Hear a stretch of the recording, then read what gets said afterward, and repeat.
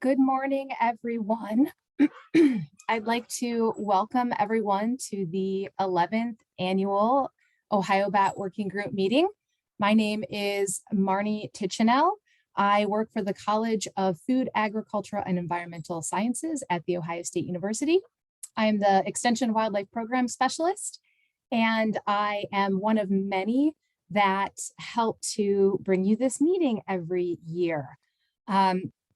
We really wish we could have been in person this year, of course, but we hemmed and hawed and we decided to meet virtually, and ultimately we think we made the right decision because we have a good number of folks joining us here today. So very happy to see everybody here today.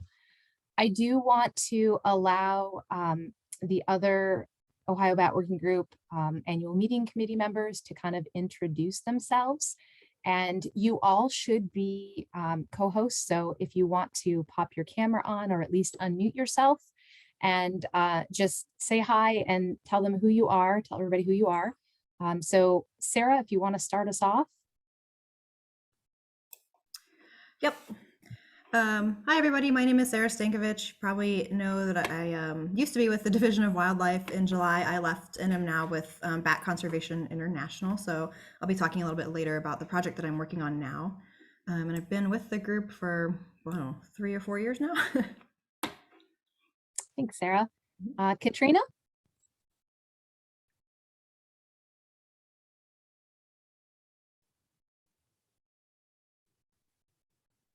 Okay, we'll come back to Katrina. Melissa, are you on? I am on. Thank you, Marnie. My video is not going to be best today, so I'm going to keep that off. But that's fine. So I work with ODNR, with the Division of Parks and Watercraft, and some of you might remember I used to work for Division of Wildlife for many years, which is where I started working with this Ohio Bat Working Group. And so I'm very pleased to be able to continue to work with you all, and always excited to get together and talk about bats and looking forward to the day. So thank you. Awesome. Thanks, Melissa. Jeff?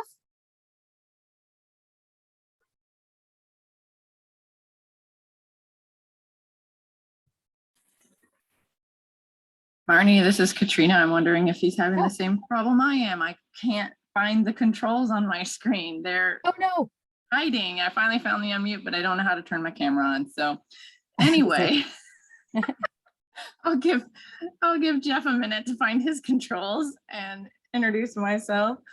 Katrina Schultes. I'm the forest wildlife biologist at the Wayne National Forest. I'm one of the founding members of Ohio Bat Working Group, and not at all used to doing webinars. So sorry. Later, I'll hopefully get my controls figured out and appear. I'll pass to Jeff.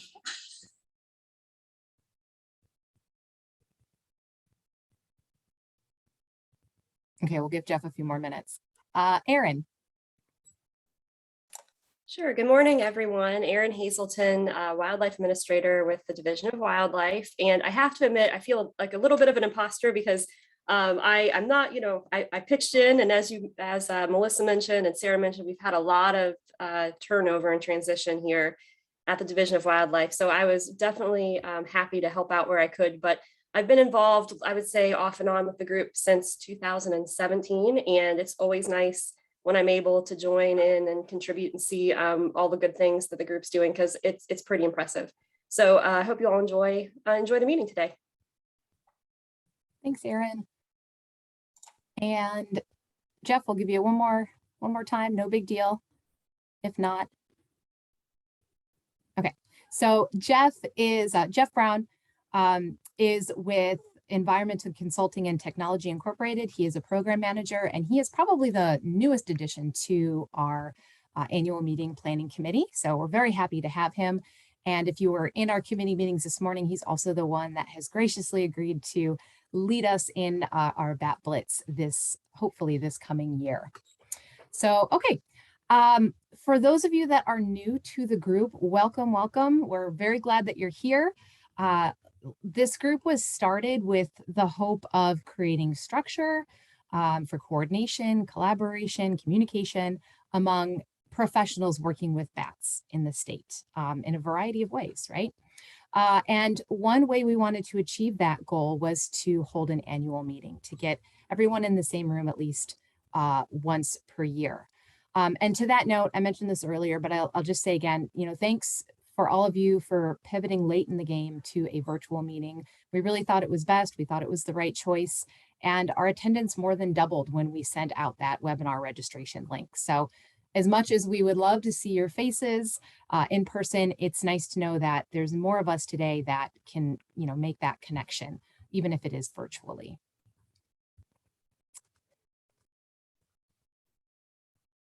So just a few things. We do have an email listserv. I think most of you with us today realize that, and you received communications about the meetings through that listserv. It's how we communicate with one another. We will send out job opportunities, research requests, upcoming meetings and events. Sometimes we'll use it to communicate things that we're doing through our Ohio Bat Conservation Plan committees as well.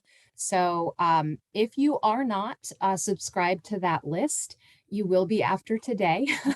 And if you do not want to be, then you can easily unsubscribe after you get an email, or you can just shoot me an email as well. And I can take you off of the list. So this past year, we picked up quite a few new subscribers, which is always great to see. We have 333 right now, and that's up from 251 from last year. For today's meeting, you can access the agenda at the link that you see there. And I will, as soon as I'm done talking, I will pop that link into the chat box so you can easily access it. So we're going to be going until about 3 p.m. today. If we end a little early, great. But we're going to do our best to stay on track today.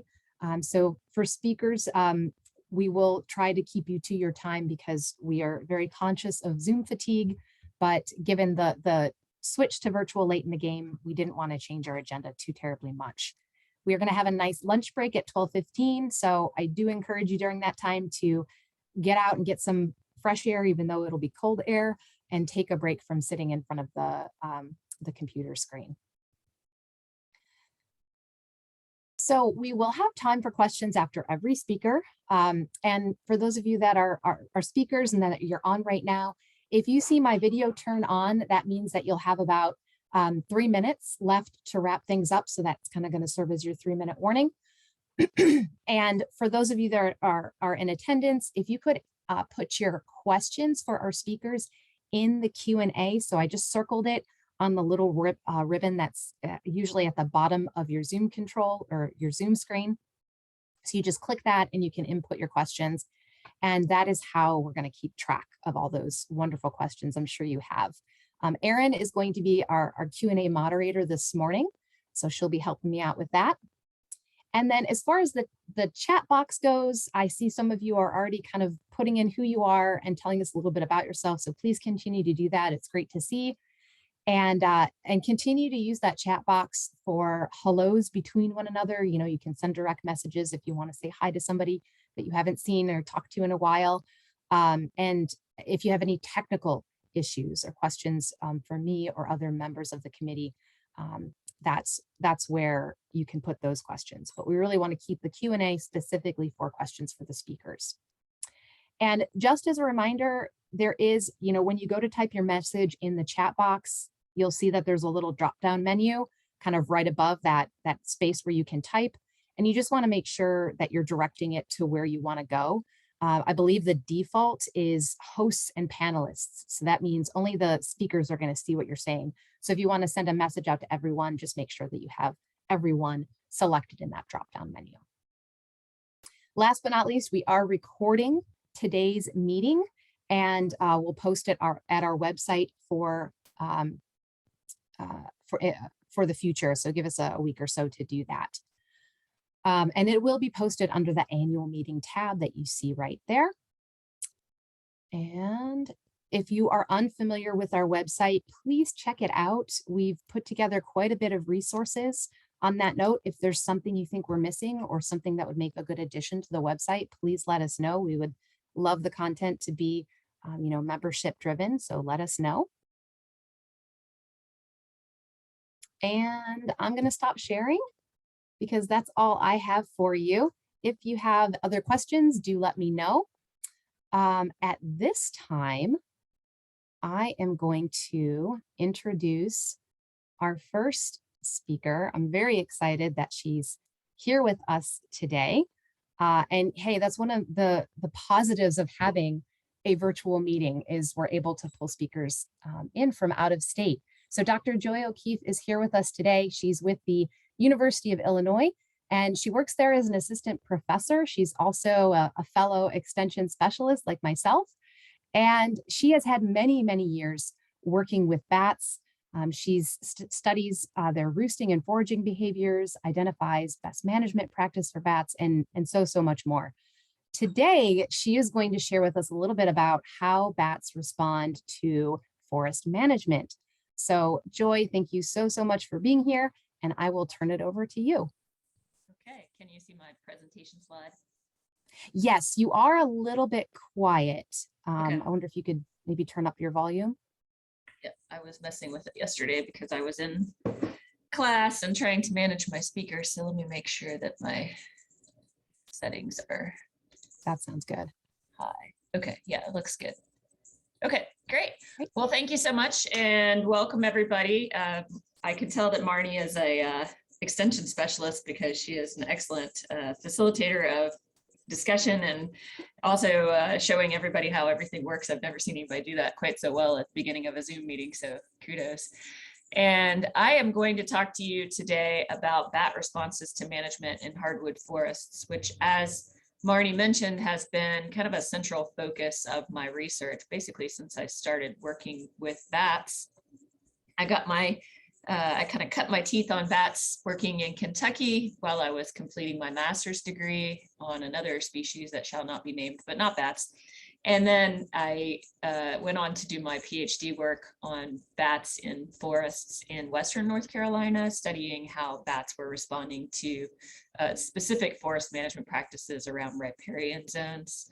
I then moved into studying the responses of bats to large-scale applications of prescribed fire in Western North Carolina, specifically the Indiana bat, working in hardwood forests, but with a pine component. So you may see some pine here and there in my talk, even though we're going to center around hardwoods.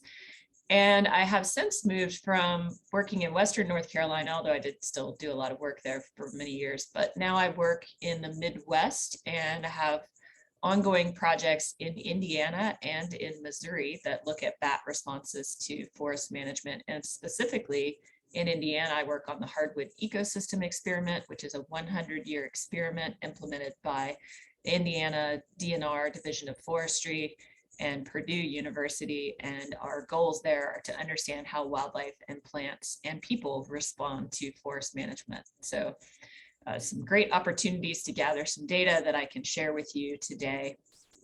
So I will get started. So first thing that I think is important when we're thinking about bats and forest management and how bats respond to management is to know their ecology. And so I'm going to give you a few little quizzes about bat forest ecology, specifically their roosting ecology and their foraging ecology. And we'll mostly think about summer because that is the time period where we tend to focus our interests on bats and forest management. But I think that we haven't spent enough time thinking about what bats are doing during the rest of the year and how that might relate to forest management. We probably need to devote more energy there.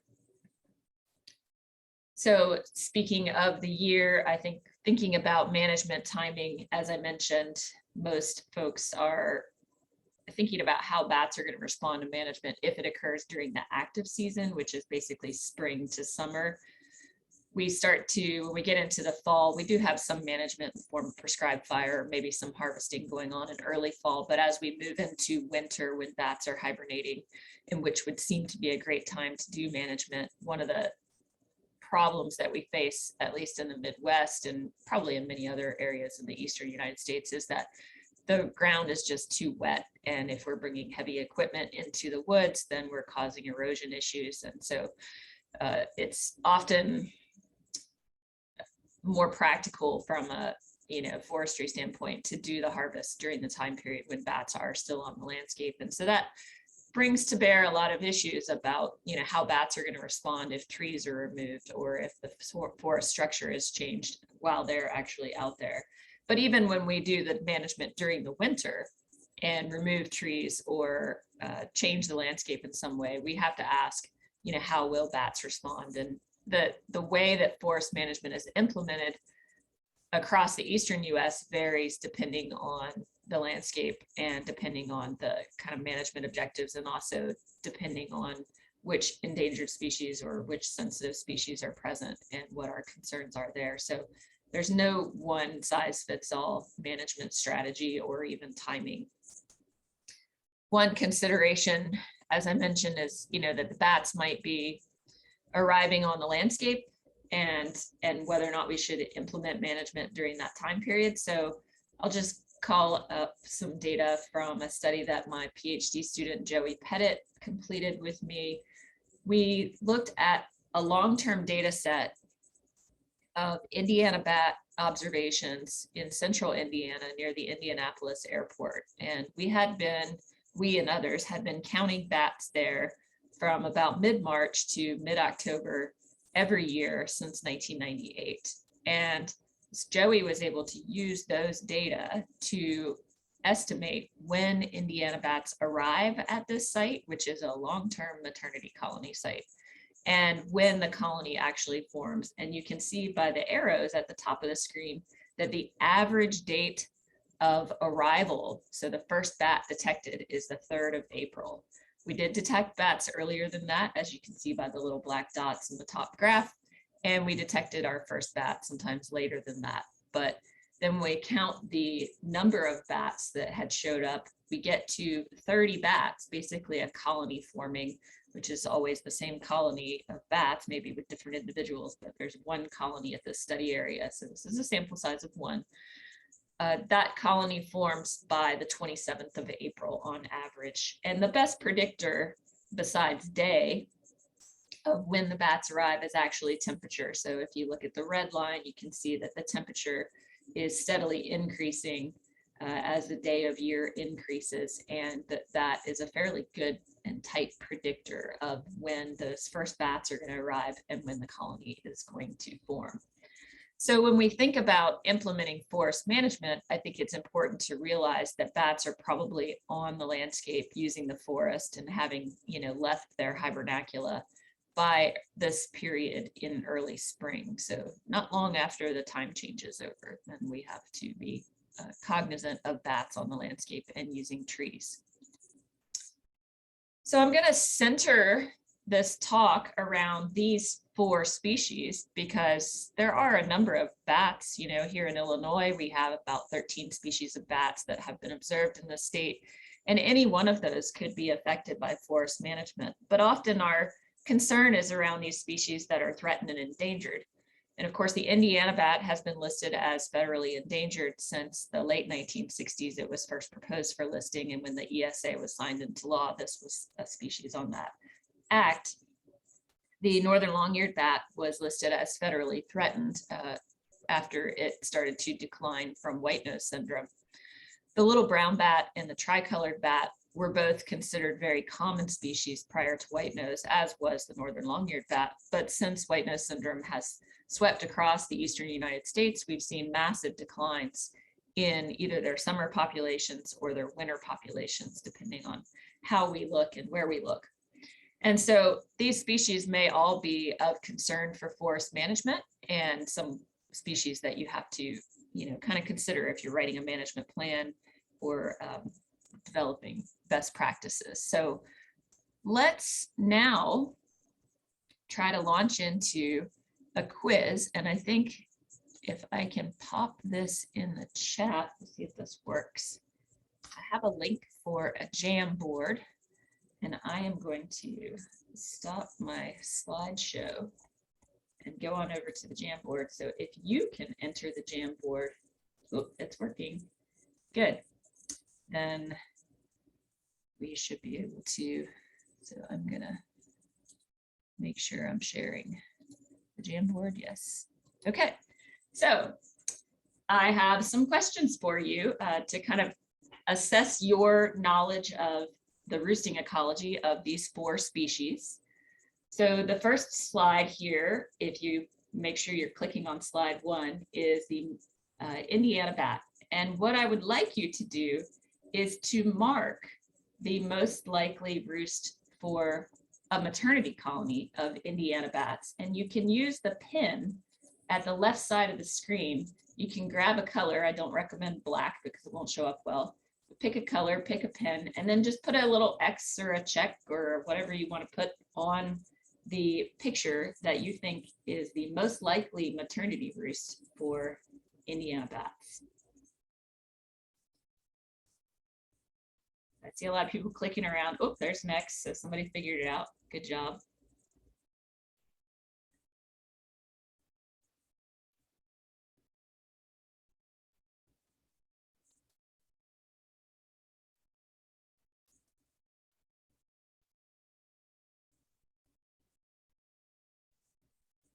So keyword maternity roost. Keywords.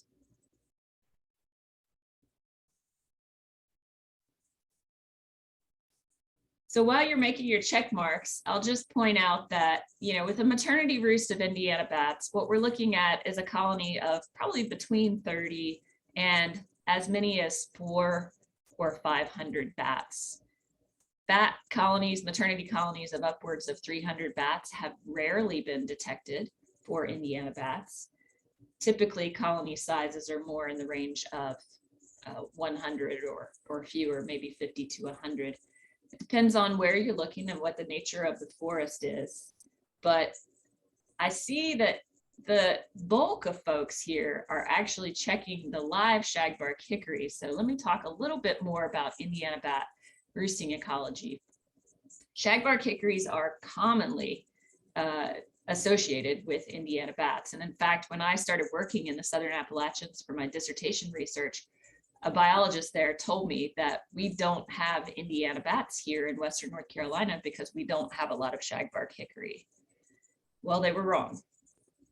In Western North Carolina, the pine tree to the left, the dead white pine with sloughing bark, is a classic roost for an Indiana bat maternity colony. And that roost tree pictured there on the bottom left had about 40 bats, I think 42 bats using it in 2011. And yellow pine trees like shortleaf pine or table mountain pine or pitch pine are also very good trees for Indiana bats in the Southern Appalachians. And what those trees share in common is that they occur in patches. They tend to be fairly tall, and when they die, if they're large, they create a fairly large canopy gap, which creates a lot of solar exposure. When we move into a hardwood forest, we're looking for a tree that can hold a good number of bats. As I mentioned, it could be 50 or 100, or it could even be 300 or 400. And that tree needs to have a lot of solar exposure because that's a classic feature of an Indiana bat maternity roost tree. And while shagbark hickories are a good roost for a few individual Indiana bats, a live shagbark hickory is not going to be a great tree for a large maternity colony of Indiana bats. If you go back into the literature and look at 1970s, what you'll see is that Humphreys et al., who first described Indiana bats using these shaggy hickories, their best tree is a dead, I think it's a bitternut hickory, which is pretty shaggy. And the tree on the top right is actually more classic, I think, of what you would expect an Indiana bat maternity colony to use in a hardwood forest, which is a very large hardwood that has died and has sloughing bark. So this tree is the largest Indiana bat colony that I've ever watched observed from a natural roost. There were 364 bats in that dead tulip poplar when I watched it a couple years ago in Southern Illinois. Let's go to the next slide. So if you click over at the top of the screen to slide 2, now we're looking at most likely maternity roosts for northern long-eared bats. So again, grab the pen and make a check mark on what you think is the most likely maternity roost for northern long-eared bats. So you'll have to click on the top of your screen to slide 2. You should be able to do that in the Jamboard.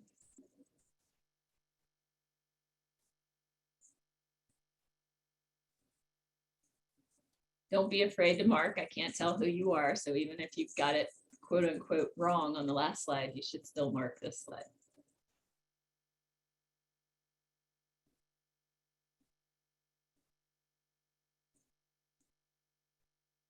Yeah, there's an eraser if you make a stray mark. Okay, great. So most folks are marking the 2 trees at left, and I would agree with that. So the tree on the far left is a subcanopy loose bark snag. That could be a maple, that could be an ash. It really could be anything. What we see with northern long-eared bats is that they are not particular about the type of tree that they use. And I think that's probably true for most forest dwelling bats, that they will use trees that have the right structural characteristics, but beyond that, they are not particular about the tree species. So a tree with sloughing bark that is subcanopy, for some reason, which we have yet to unearth really the reasons why, northern long-eared bats tend to use these smaller trees that are lower in the canopy. That being said, I've tracked them to large oak trees with a lot of solar exposure. Some of the largest colonies that I found were in the 70s in terms of numbers of bats in the southern Appalachian Mountains. But that is a high count for northern long-eared bats. We tend to see smaller colony sizes. So the small snag with crevices in a harvest patch, which I also found in Western North Carolina, that tree had, I think, 8 bats in it back in probably 2005. And that was a recent cut where they had left some small trees. You know, this tree was probably not left with any great purpose because it's not very tall. It was only about maybe 6 feet tall, but it was a roost for a maternity colony of northern long-eared bats who also used other snags. Somebody just deleted all the pictures. Maybe you can hit undo on the left side of the screen there. Maybe I can hit undo. Oops. Okay, well, I'm not sure. But at any rate, if you're thinking about northern long-eared bats, think about a small tree, and even just a damaged tree during harvest could be a good roost site for them. So maybe somebody hit clear frame by accident. Anyways, next slide, slide 3. If you will click over, now we're looking at the most likely maternity roost for little brown bats. And Rich Gaboy, I want to make sure that you put a mark on this slide because I'm really curious to see what you think. The little brown bat is a bat that we have very rarely actually tracked to live trees. So what are you thinking about what would be the most likely maternity roost for little brown bats? I will tell you that before I dug into the literature, I had a bias towards one of these types of trees on the screen based on my knowledge of little brown bat roosting ecology. And now I have a different perspective, having dug into the literature a little bit. So again, we're talking about a maternity colony. Now, when we think of little brown bats, do you think of a lot of bats or do you think of very few bats roosting in a roost? So our most common roost sites for little brown bats that we know of are anthropogenic roost structures. So houses, barns, sometimes bridges. I know there's a roost in a picnic shelter in Southern Illinois, or bat boxes, right? This is a species that we commonly associate with bat boxes, and they can roost in very large groups. So years ago, Tom Kuntz in Massachusetts built with another person, they built a structure, like a little shed for little brown bats. And they had a colony of, I think, 700 bats using this structure. And to me, that implied that little brown bats like to roost in these rather large groups. And so then I would think that a live tree with a huge basal cavity would be a great roost site for them. But when I delve into the literature, I find that the few records we have of little browns roosting in live trees actually tend to be in woodpecker cavities. And the colony size is only around 20 or 30 bats. So if you are familiar with little browns as a user of large, anthropogenic structures and roosting in rather large colony sizes, I would ask you to, question if that's what they're actually adapted for, and if they're not doing something that's a little bit off their regular methods when they are kind of what they are meant to do, basically they might be meant to roost in much smaller groups if they're reliant on cavities like woodpecker cavities, because of course you're not going to fit 300 or 400 bats into a tree like that one pictured there. They could also roost under the exfoliating bark of a tree, and that has been observed on a few occasions. But I think it's actually fairly unlikely that they'll use live trees with huge basal cavities, which we think of associated with bottomland hardwoods. And it's also unlikely that they use a live hickory because, again, there wouldn't be the space for a large maternity colony of bats. All right, last slide. If you'll click over to slide 4, go ahead and mark the most likely maternity roost for tricolored bats.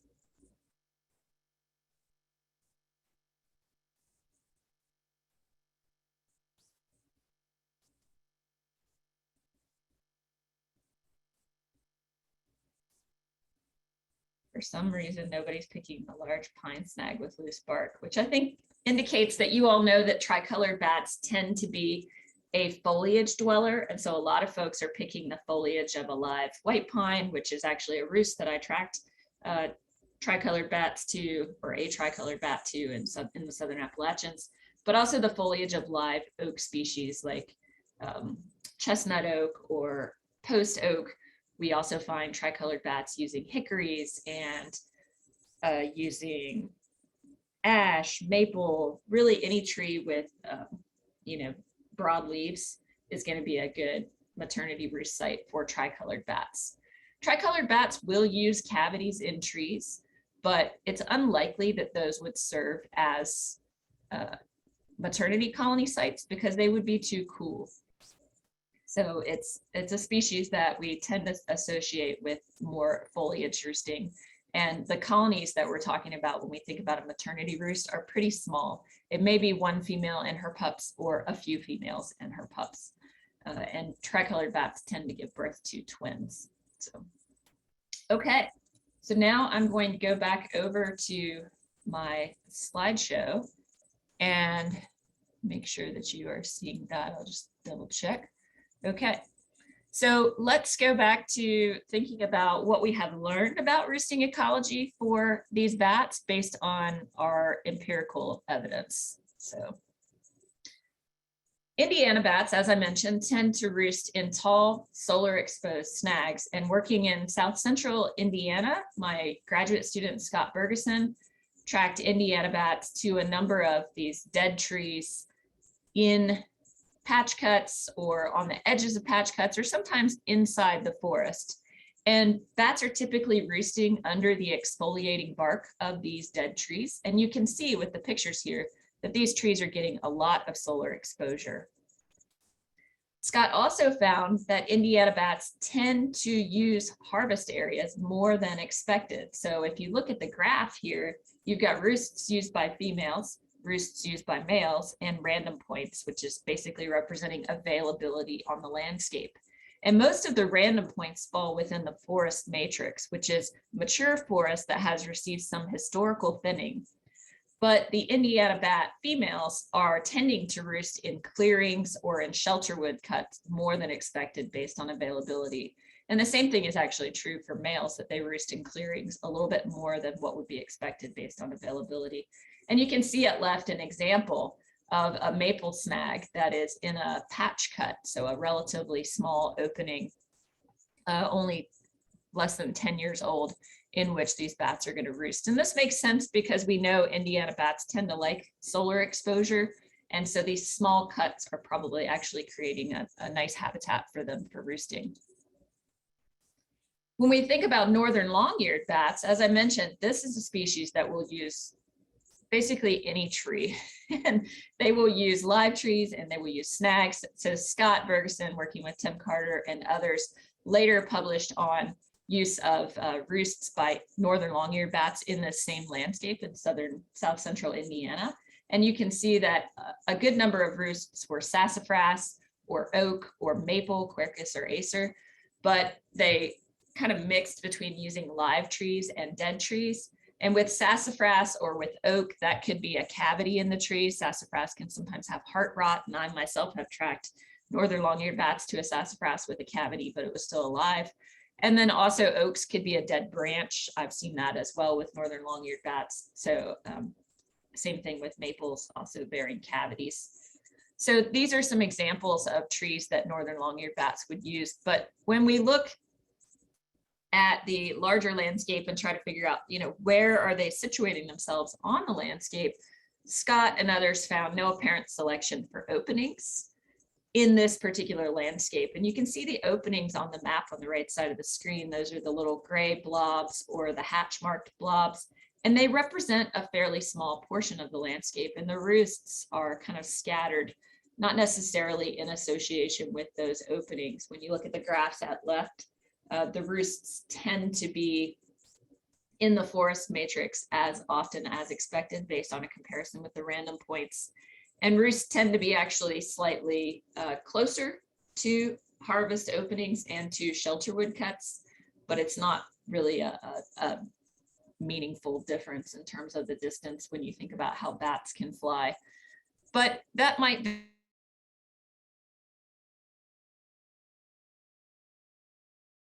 these bats are rarely captured in intact forest, and we really don't know how they respond from a roosting perspective to, forest management. Again, there's just very little data on the types of trees that they would use, and we really need a lot more work to understand their roosting ecology, their natural roosting ecology. With tricolored bats, as I mentioned, they'll use hickories, maples, birch, and other trees. And in terms of thinking about how they might respond to forest management, one of the few insights comes from Perry and Phil's work in Arkansas. And they've determined that a well-developed hardwood mid-story is important to these bats in mixed pine woods in Arkansas. And I think that just reflects their tendency to roost in hardwoods. If you think about their foraging ecology, which we'll delve into here in a few minutes, they're going to be associated with riparian zones. And so when we're thinking about where to create or kind of leave the types of trees that tricolored bats would use, thinking about riparian areas is probably important. So some strategies to protect or create roosts for these species is to leave snags in or on the edge of openings. When you leave snags, I would encourage buffering those snags to protect them from wind throw. If you create an opening like this patch cut here, and then you don't leave any live trees around the snags that you might very intentionally leave, then what will happen is the wind will come through, tear off the bark, and ultimately, topple the tree, maybe a little bit more quickly than you would like. But one way to overcome that would be to use girdling or prescribed fire to create more snags. So trying to create more of a continuous supply of snags for bats to roost in. Girdling has not been demonstrated to be super effective everywhere. There's been a few experiments kind of trying to assess this. We're looking to do some more work on that in my lab starting up this year. And one of our motivations is that we found in our South Central Indiana study area that Indiana bats are using girdled trees. Both Scott Bergeson found that, and now my student Reed Crawford has tracked Indiana bats to several girdled trees, including maples, which might be girdled because they're undesirable and we're trying to create more opportunities for oaks and hickories to push up into the canopy. But there could be a benefit to, instead of just toppling those trees, actually girdling them and creating a roost that could stand for a few years. Okay, so now we're going to dig back into foraging ecology. So I want you to go back over to the Jamboard. Hopefully you still have it open, and click over to slide 5, and I will copy the link again and share it in the chat just in case you lost it. Okay. All right. So on this slide, we have 4 species of bats. I will tell you who they are. So top left, we have the little brown bat. Top right, we have the northern long-eared bat. Bottom left, we have the Indiana bat. And, oh, thank you for the label. And bottom right, we have the tricolored bat. Yeah, that's my C. That's tricolored. And then bottom left is Indiana bat. So the question here is, which of these bats is going to forage in openings in the forest? Like which bat is going to, if we create patch cuts or we create clear cuts, just put a check mark on the species that you think is going to forage in openings in the forest.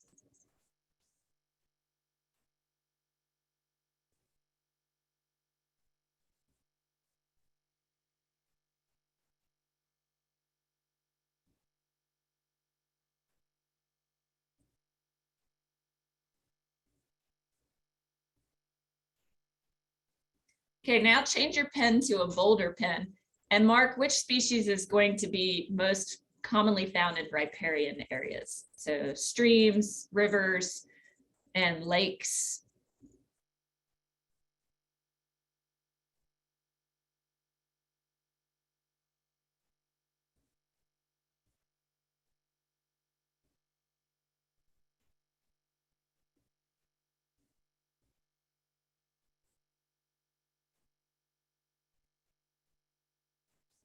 Awesome.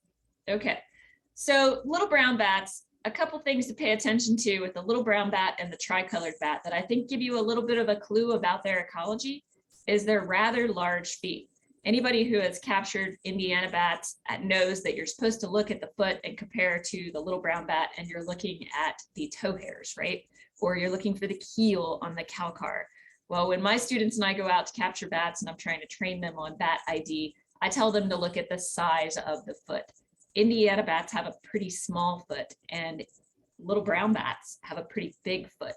I can't tell you the measurements off the top of my head, but little brown bats' feet are a fair bit longer, and it's noticeable when you have the two together. Tricolored bats, for their small size, have actually pretty hefty little feet with a lot of hair on them to note. So that's an interesting characteristic. And those large feet are going to make these bats more predisposed to trawling insects from water surfaces. And we don't have a lot of evidence of them doing this. There's just not, great ways to evaluate that. But that's what we suspect that both of those bats are doing more frequently than the other two bats pictured here. Indiana bats are a aerial hawker, thought to mostly pluck prey from the air, which probably mostly involves running into an insect and grabbing it with the tail and then scooping it out of the tail with their head. And northern long-eared bats, top right, you know them to have those long ears. They're not as long as a Raffin-esque big-eared bat, but they're certainly a lot longer than what we see for the other Myotis. And these bats are associated with gleaning, plucking insects from vegetation, and their long ears should make it easier for them to hear prey that is, maybe sitting on a leaf with a moth kind of flicking its wings. A northern long-eared bat should be able to pick up on that. And these differences in their echomorphology translate to slight differences in how they use foraging habitat. So let's go back to the slides and we will pick back up with foraging ecology of these species.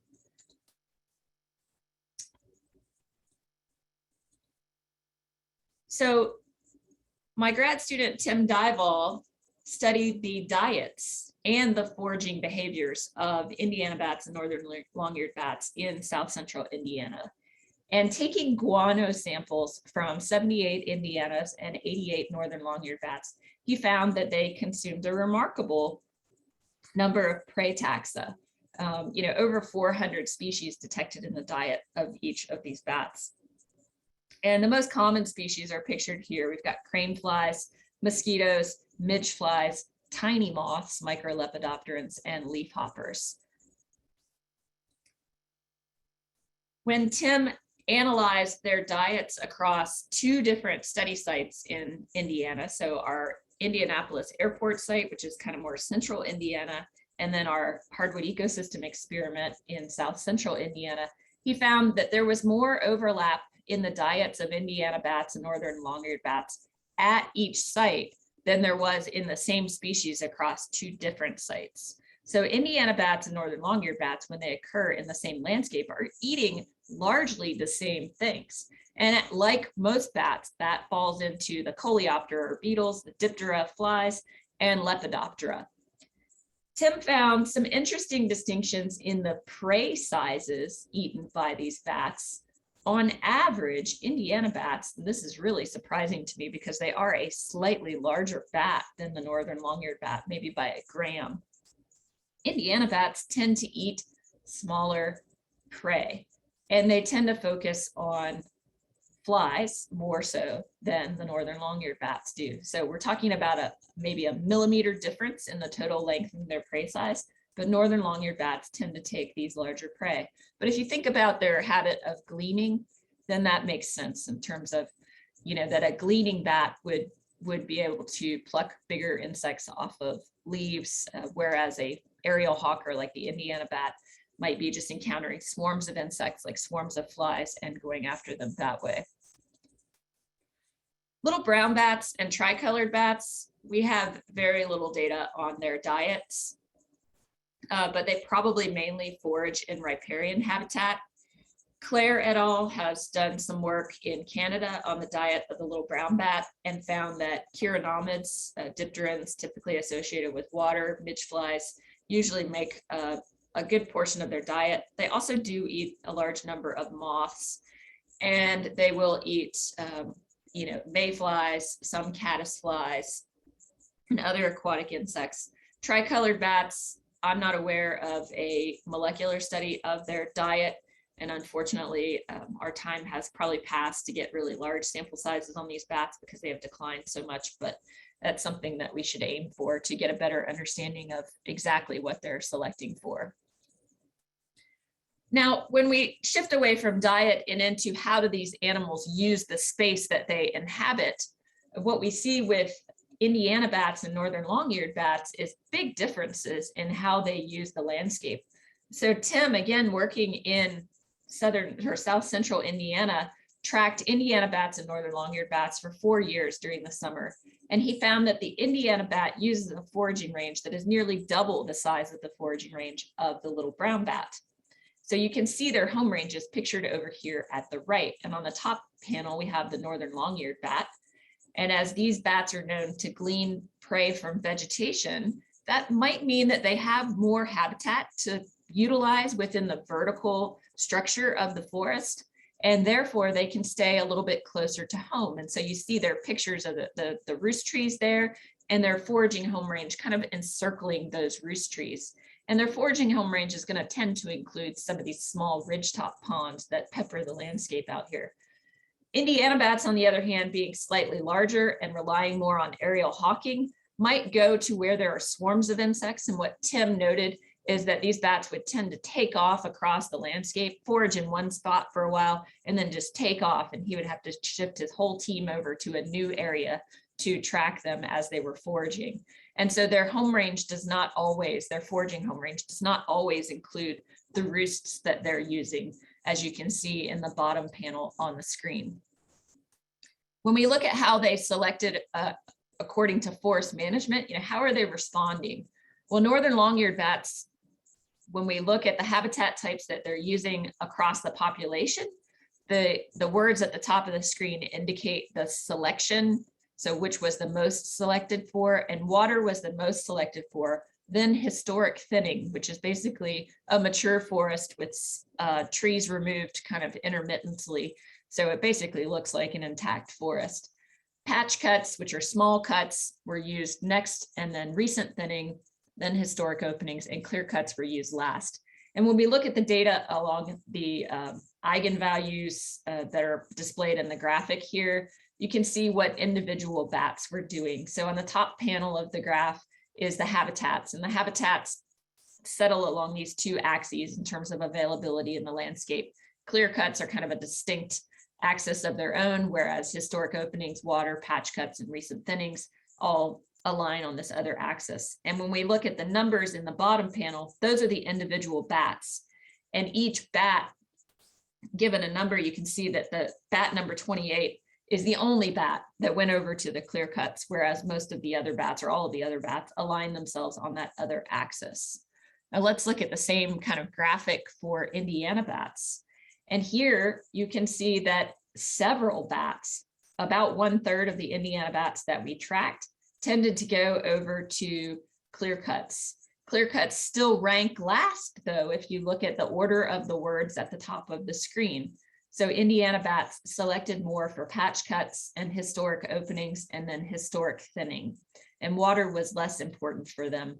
So this is really illuminating because together these results show us that in a forest where we're creating openings and clear cuts and thinnings to manage for oak regeneration, that these bats are having what we would term either positive or neutral responses to these methods.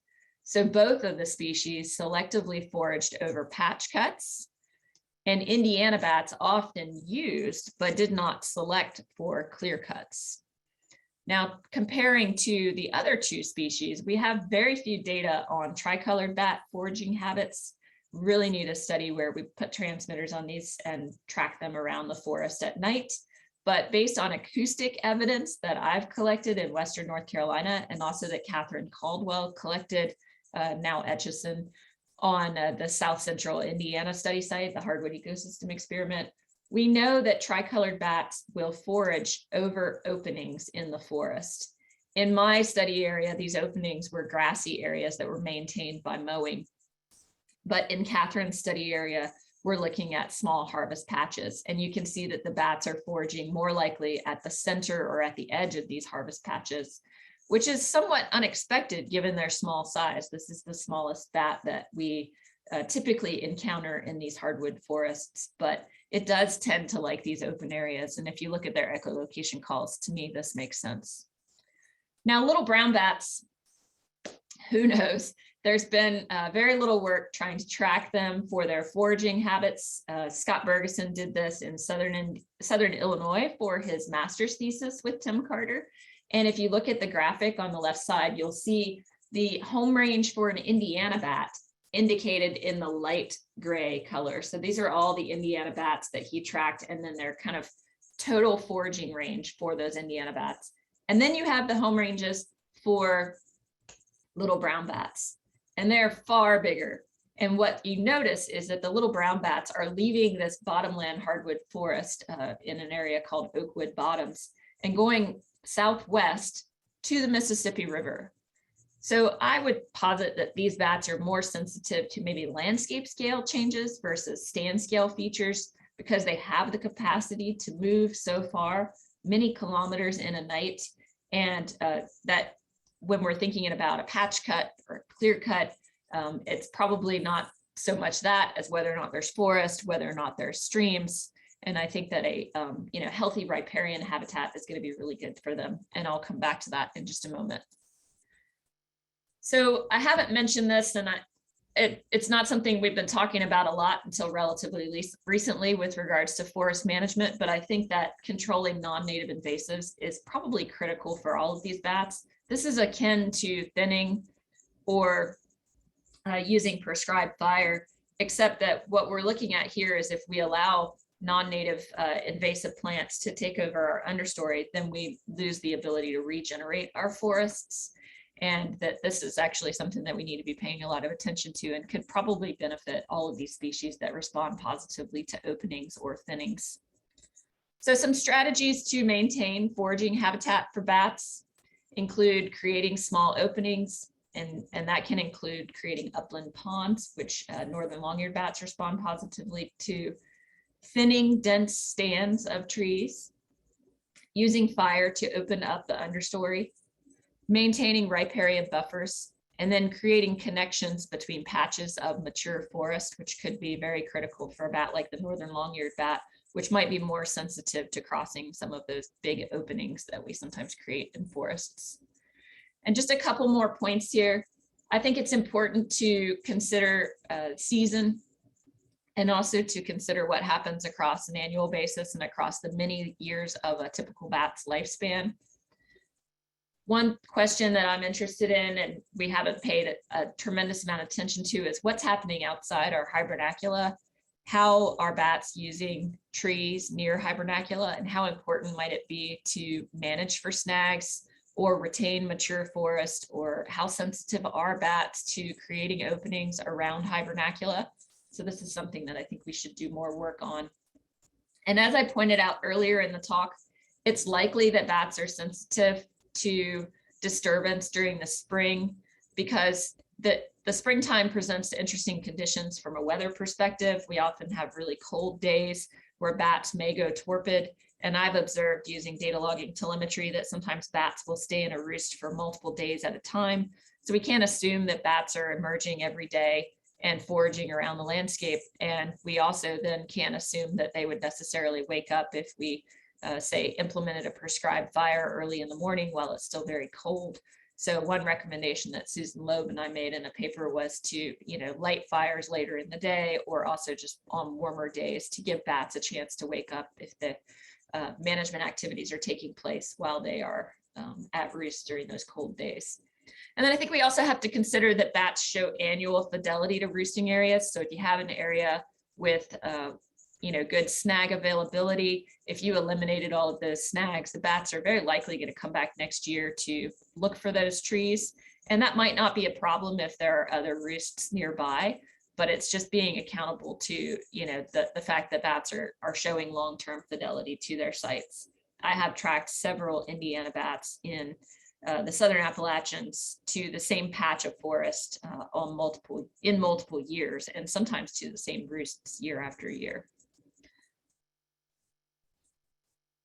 So finally, I'll just close with that bats can definitely tolerate forest disturbances, and our evidence showing that some respond positively to it suggests that some may even rely upon disturbance, whether human caused or natural disturbance.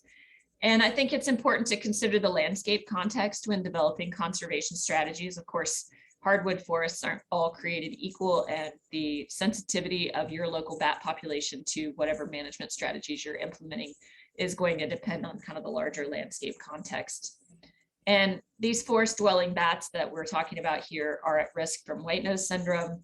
We also have to consider climate change, which could change their hibernation physiology, could change their colony sizes, could change the types of trees that are available to them. So that could also change the dynamics of their ecology in forests. And so there's still a lot that we need to learn about them. So I'd like to thank you for your attention. Thank all the folks who have funded the research that I've presented on today. And of course, the many students who've done the work, as well as technicians for sharing their findings so that we can learn better how to manage forests for bats. And with that, I will take any questions. Thank you so much, Joy. That was fantastic. I was texting my co-organizers saying, this is so great. This is such great information. Good. And I love the Jamboard. I need to use that because that was so much fun. Oh, good. I'm going to turn it over at this time to Erin. I'm not sure if we have any questions. I know that some of our speakers or some of our other panelists had questions. So you guys can unmute yourself because if you didn't see in the chat, unfortunately, if you're a panelist, you can't type in the Q&A. It's annoying, but it's the way it is with Zoom. So I'll turn it over to you, Erin, for questions. Thank you, Marnie. And I'll do my best to monitor the chat as well as the Q&A. So the folks can type in the Q&A if they're not no, it's completely okay. All right, well, I'll do my best to monitor. So attendees can. If you're an attendee, please use the Q&A. But for those of us that are on the screen right now as panelists, you can just raise your hand or unmute yourself and ask a question. Okay. All right, well, let me go ahead and jump in. I think we have our first question. And the question is, might the availability of sassafras, oak, and maple in the Indiana project have biased the northern long-eared selection of roosts? Yeah, so that's a good question. I think that, what you're going to see in terms of where where northern long-eared bats roost is that they're going to roost in what's available out there on the landscape. So when I tracked them in the Southern Appalachian Mountains, I found that there was a heavy reliance on oaks and black locusts, and black locusts were readily available on my landscape. Alex Menzel, tracking them in West Virginia, also found that they readily used black locusts. And again, it was kind of a reflection of their availability on the landscape in South Central Indiana. Sassafras and oak and maple are very much available. And so yes, they're going to use that there. So we do see this species just using the trees that are available on the landscape and showing less selection for, they're not really showing a preference for tree species. They're just using what is out there that provides the right structure. Okay, thank you. And we do have a question, actually, Marlo, thanks for posting this. She asks, do we know what height the tricolored bats are foraging in the open forest patches? You said, well, let me look at the Q&A. Sorry, I got to close the chat because I'm reading the chat at the same time that you're asking me a question. So do we know what height the tricolored bats are foraging in these open forest patches? Well, when I have observed tricolored bats in forest patches, they're usually right at the canopy height. So, but I don't think we've done enough to test that. With Kathryn Caldwell's work with acoustics, she had her microphones pretty high up. And so she could have detected bats foraging kind of on the tops of the regrowing vegetation, regenerating vegetation, or up at the canopy height. And it makes sense to me that they would use both the horizontal edge presented by the growing vegetation as well as the vertical edge created by the edge of the cut.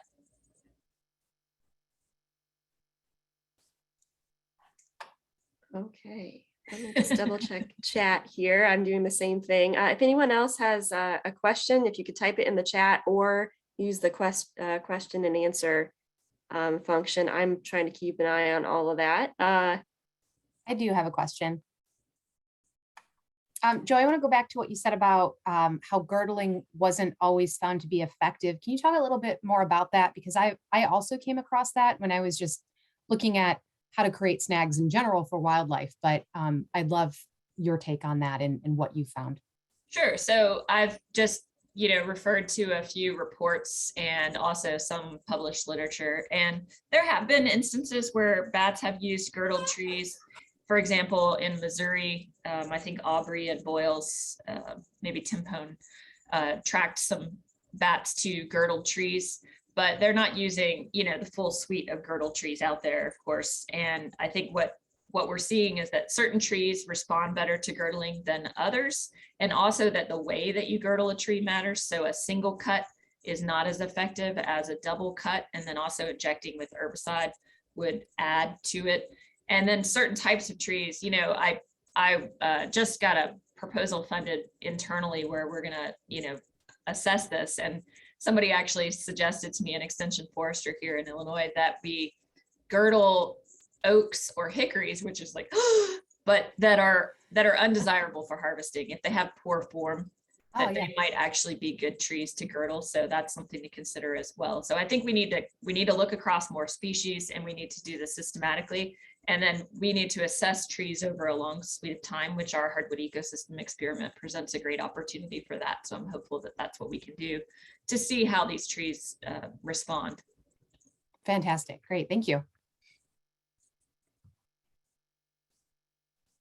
Joey. And go ahead, Katrina.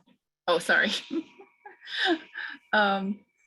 So I've been working on conservation measures for the 4 bats that you're highlighting, and I know there's not a lot of information, but boy, what off the top of your head would you suggest for conserving tricolor bats if you're doing harvest and other work in forest management in the summer? Because roost in foliage, and it's like, Indiana bats, it's easy. They like dead trees and canopy gaps with flaking bark, and even northerns, it's not as easy, but it's possible. But how do you manage for tricolors?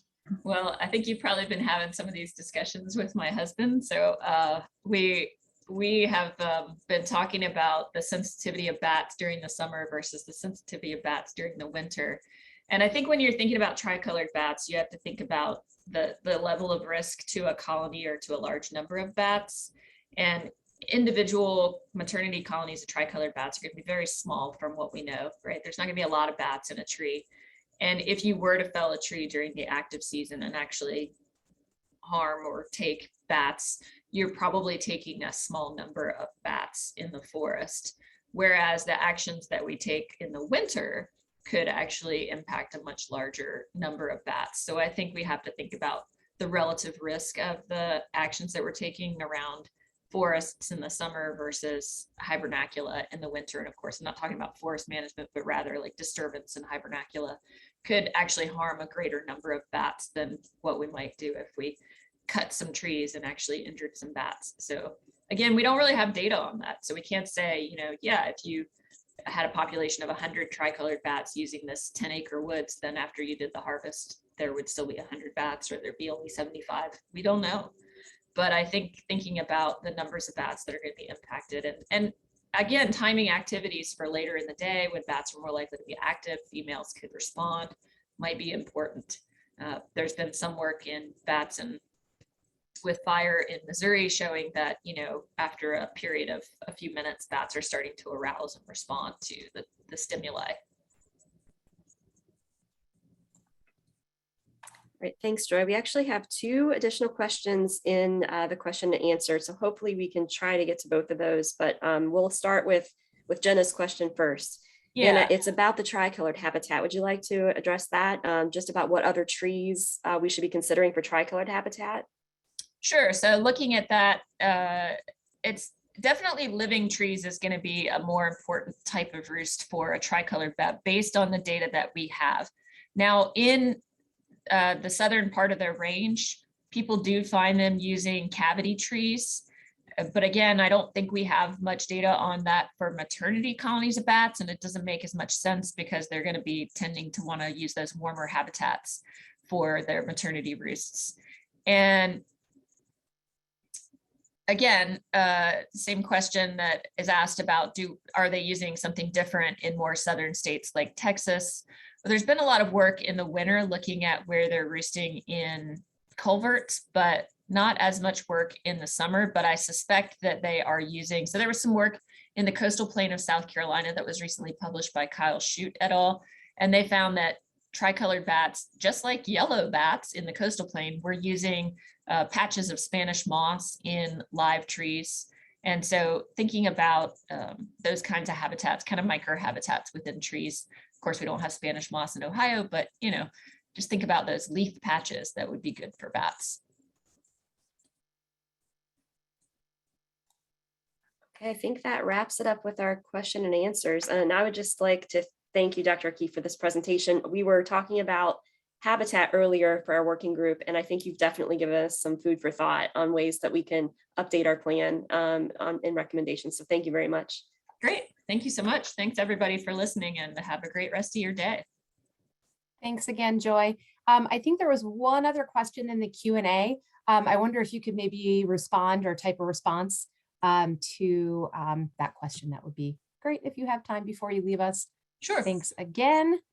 And let's move on to our next presenter. So up next, we have Joe Johnson. Joe is an assistant professor with Ohio University. He studies the ecology and conservation biology of mammals with an emphasis on bats. He has presented here before, so we're happy to have him back. He has talked in the past about research involving Hibernacula in Ohio, and today he's going to give us an update on that and what his lab has learned over the last 3 winters of survey work in Ohio. So Joe, thank you so much for being here, and I will turn it over to you. Okay, thanks. Everyone can see my slides? Looks good. Okay, great. Well, let's get started. I really want to get started by thanking all of the graduate students over the last couple of years who have contributed to this work. I like to joke that I'm just kind of the figurehead that gives a lot of good people bad ideas in the lab, but I have been very fortunate to have a lot of great graduate students, which, as you can see here, have a fantastic sense of humor. Not only do they like to go out into the field, find bats, do difficult work, but they like to have fun, and they have made my life a complete joy. Folks like Austin Wag, Lucy Williams, Levi Johnson, Mateo Lewis, and other folks who have really worked on these projects over the last couple of years and made them so successful. Also, I'd like to thank the people who have helped pay for these students. The Ohio DNR has put in a lot of support for not only the students, but their research expenses, as well as the Department of Transportation here in Ohio. So really thanks to these individuals, thanks to these organizations for making this happen. And, I would be, of course, remiss without thanking all of the landowners, all of the management entities, organizations, et cetera, that host us. We bug a lot of people for permits. We bug a lot of people showing up on their property, looking for bats. And there's no way I could thank all of them.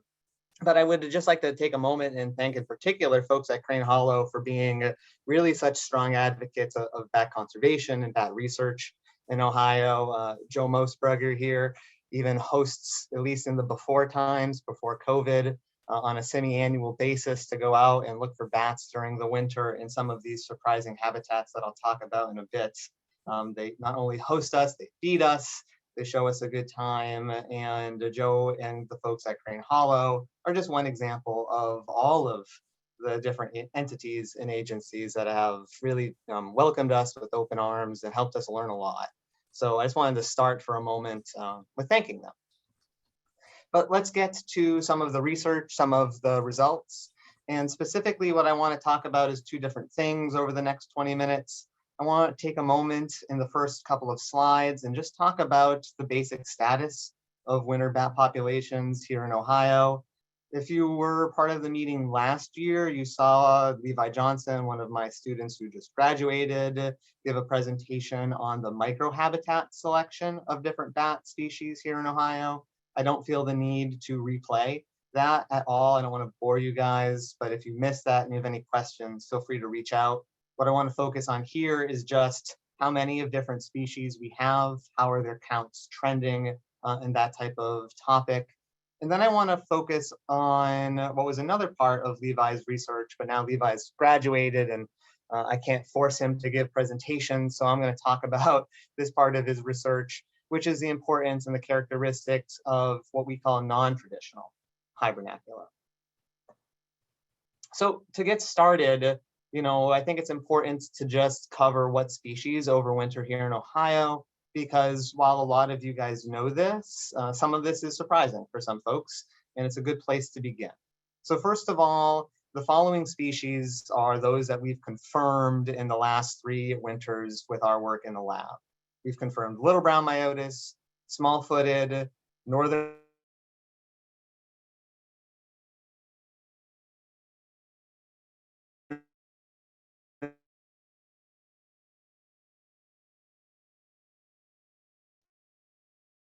long isolated or accidental records of individuals. We record silver-haired and eastern red bats all winter long. Throughout the last couple of years, we know that this is not isolated. They don't just occur in 1 or 2 spots. It's sort of statewide where there's habitat present. You can see the photo of the eastern red bat here that I took at Crane Hollow just a few weeks ago. So this is a little bit more common than folks believe. So they do overwinter here and need to be part of the winter conversation for bat ecology. Unfortunately, we've not confirmed Indiana bats since the winter of 2016. So that's the winter of 2015 to 2016.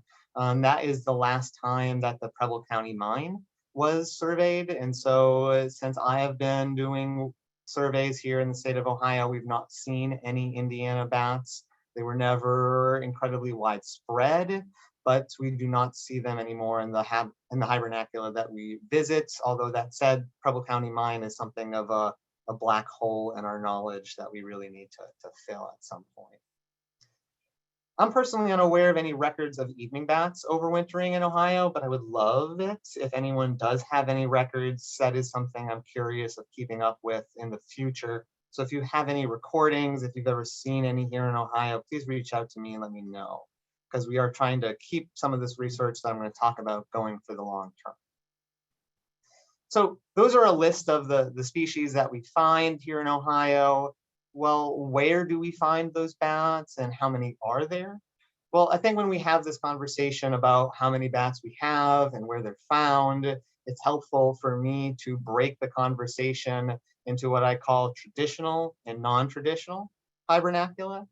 And so when I talk about traditional Hibernacula, I'm thinking about large underground spaces is what I mean.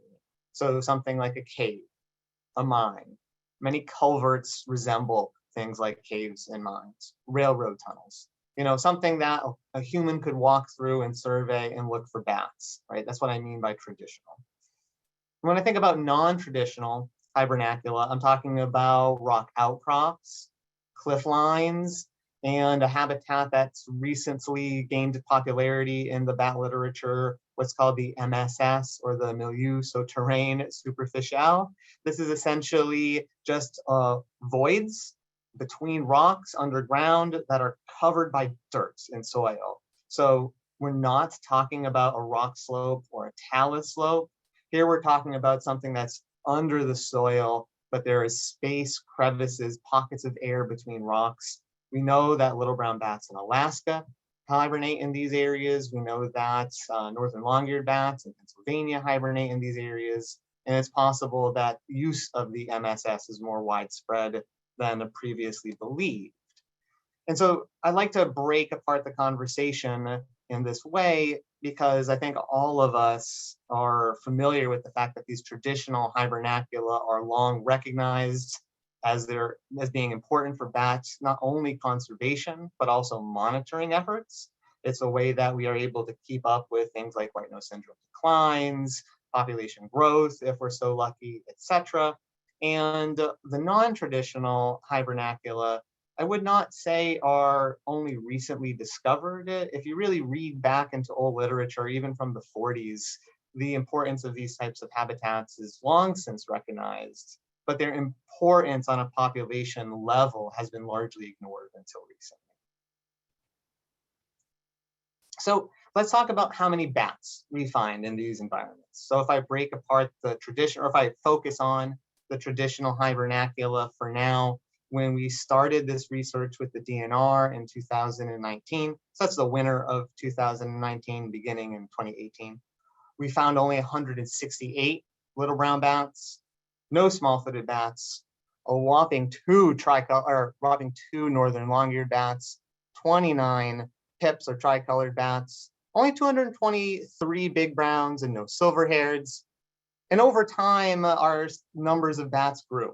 On our last full winter of research from 2020 to 2021, we counted 507 little brown bats, back to a whopping 2 northern long-eared bats, 67 tricolored bats, 195 big brown bats, and still never any silver. And so what do these numbers mean? What are these simple just trends in number of counts?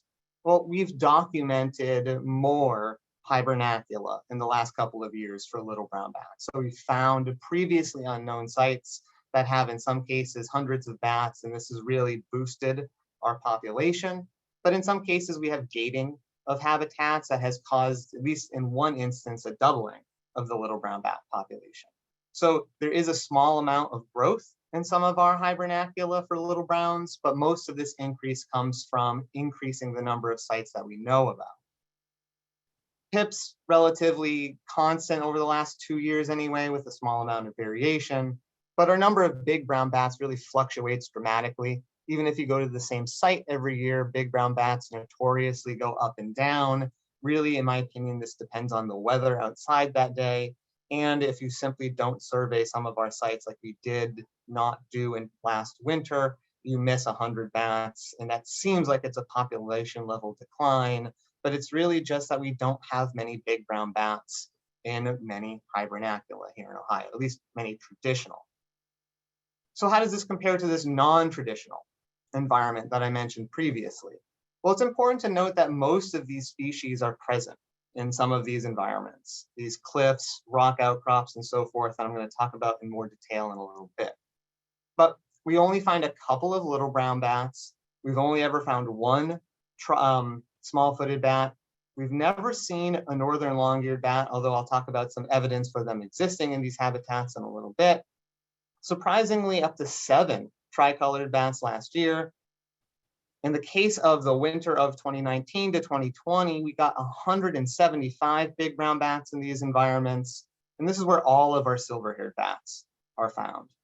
So I wouldn't focus too much on the trends here. If you look at 2020, you see some bigger numbers. This is just because this was a graduate student project. And in their second field season, as most of you probably know, you sort of understand the system you're working in. You can collect a lot more data, survey a lot more environments. And then in his final field season, he simply had less time because he was trying to write it up. But what I do want to focus on is just the sheer number of big brown bats that we find in these environments and their importance on a population level. And we'll talk about that more in a little bit, but just also the species diversity in these non-traditional Hibernacula. We're finding everything, at least on our visual searches, except our northern long-eared bats. And I'll talk about why I think that is in a little bit. So what are some takeaways? I mentioned that I wanted to talk about status of these populations. Again, if you're interested in talking about the microclimates, I can answer questions on that later on. But it's important to note that of that 507 little brown bats we found in our last full winter of survey, 100% of those bats were found in abandoned railroad tunnels here in Ohio. And in fact, 98% of all of our little brown bats that we survey or that we find in Ohio are found in only 4 of these abandoned railroad tunnels. So this number has increased in recent years as we find more suitable tunnels, but all of our eggs essentially are in just 4 baskets. That's a little bit alarming, despite the fact that there's some reason to be encouraged by finding more sites and finding more bats. In particular, when we talk about finding more bats, relatively shockingly, almost to the point of causing some hyperventilation on my part, when we went to one of our tunnels last year, or just this winter, so it was last year, but not part of the table I just showed because we've not completed our 4th winter of survey, we found 575 little brown bats in one of these tunnels. And that's a 250% increase from the number in that site the previous winter. And it's more than the little brown bats we counted statewide last winter. So that's, I think, a little bit of good news. But it's important to note that if we were to look at summing together all of the Hibernacula that got surveyed on a regular basis in Ohio pre-white nose syndrome, we're talking about more than 15,000 bats statewide. And so this is still greater than a 97% decline for this species. So some reason to be optimistic, but we shouldn't really rest on our laurels at the moment. These abandoned railroad tunnels are important for tricolored bats as well. We find them in a lot of our suitable sites where we find little brown bats, but interestingly for tricolored bats, we tend to find them in small numbers in a lot of different places. A common count for tricolored bats is 1, 2, 3, 4 bats in a site, but we find them in a lot of cases, we find them in a lot of environments. And altogether, we never find many. We've never surveyed more than 100 tricolored bats in a single year, and that's a cumulative number. So this remains one of our rarest species in the winter. It's important to note that in the state of Ohio, we never counted all that many historically, but pre-white nose syndrome, we would have more than 2,000 if we summed together surveys for some sites that were historically important, such as the Preble County Mine or the Cosmos Mine on the Ironton District of Wayne. So this is, again, still a 97% increase, surprisingly the same level of increase for tricoloreds as it is for little browns. Now, I said I only found 2 northern long-eared bats in two of our last 3 winters. Well, one thing that I would like to point out is that this species has always been found in low numbers in Ohio caves and mines. That 2 is a pretty appalling number. But even if we summed up all of our statewide pre-WNS numbers, we still barely got to more than 400 of this species. So my point here is just that while that number is low and we should be concerned, northern long-eared bats have never been well represented by winter surveys in this part of the country. And one of the reasons for that is because the species has a tendency to go deep into crevices in caves, as well as in these outside environments like the MSS and rock shelters, where they simply cannot be seen by visual surveys. So what you're looking at here is on the left, a picture of a camera. This is a thermal camera on a tripod pointed at a little alcove within a railroad tunnel. The highlighted box in red is just what the field of view of the camera is on the right. And if we play this video here, what you can see is a bat coming out of the space in the wall where the roof of that alcove is sort of collapsed on the inside, and there's a void where the bat can access and hibernate safely. and the animal just comes out. We would never see it when we do our visual count, but if we're watching, spying on them all winter long, now I don't know what species this is, we discover that the number of individuals in these sites is underestimated in our winter counts.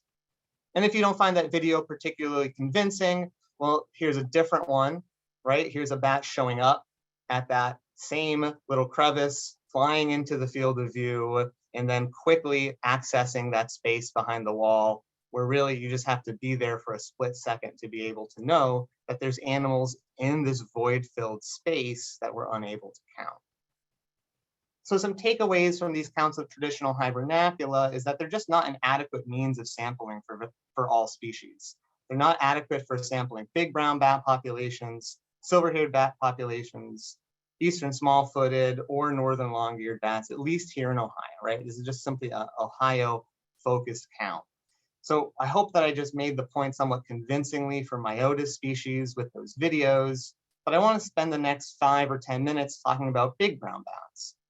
If you can remember in your mind's eye, that table I showed of our big brown bats over time, our winter where we put in the greatest amount of efforts in both traditional and non-traditional sites was the winter of 2019 to 2020.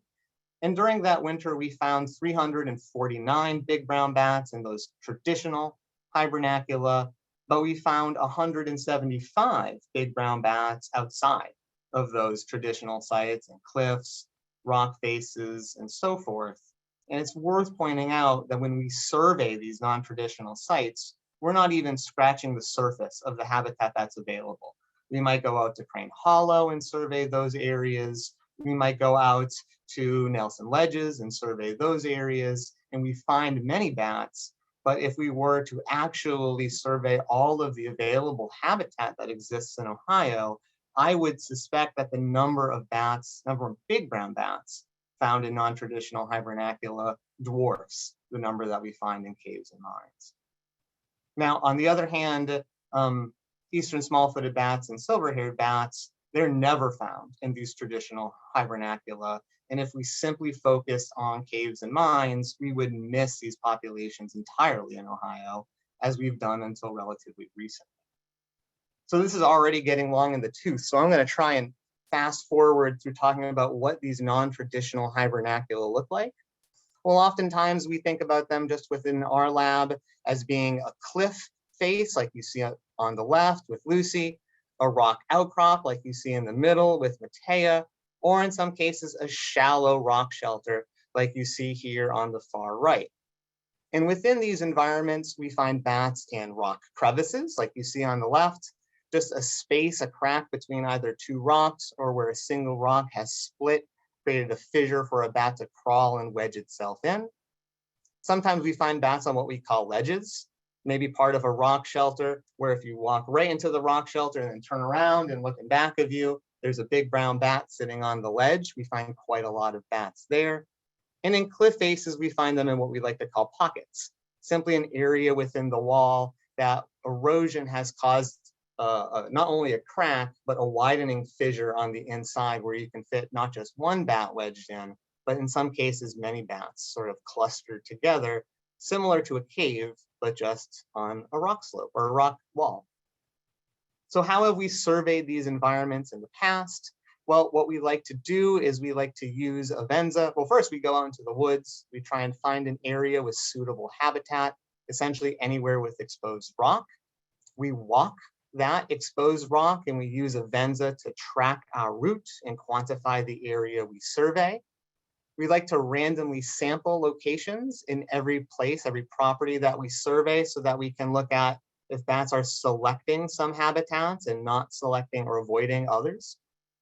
And we collect a variety of data at every roost and randomly sampled location. The GPS coordinates, what the roost looked like, those cliffs versus outcrops versus shelters, the dimensions of the crevice that the bat's in, such as its height above ground, how wide that crevice is, how long it is, as well as its depth. Now, we like to do this when the bats are not present to avoid disturbance, of course, as well as the aspect, essentially the cardinal direction that the cliff face faces in, sort of a measure of maybe how much solar exposure it could get, as well as the temperature of the rock. We take the GPS coordinates and we import these into a GIS program like QGIS, and we extract a lot of information such as forest cover, distance to water, topographic roughness, and more to look at whether or not landscape scale features are playing a role in selection of these habitats, as well as perhaps what we would call micro habitat features. So what have we found?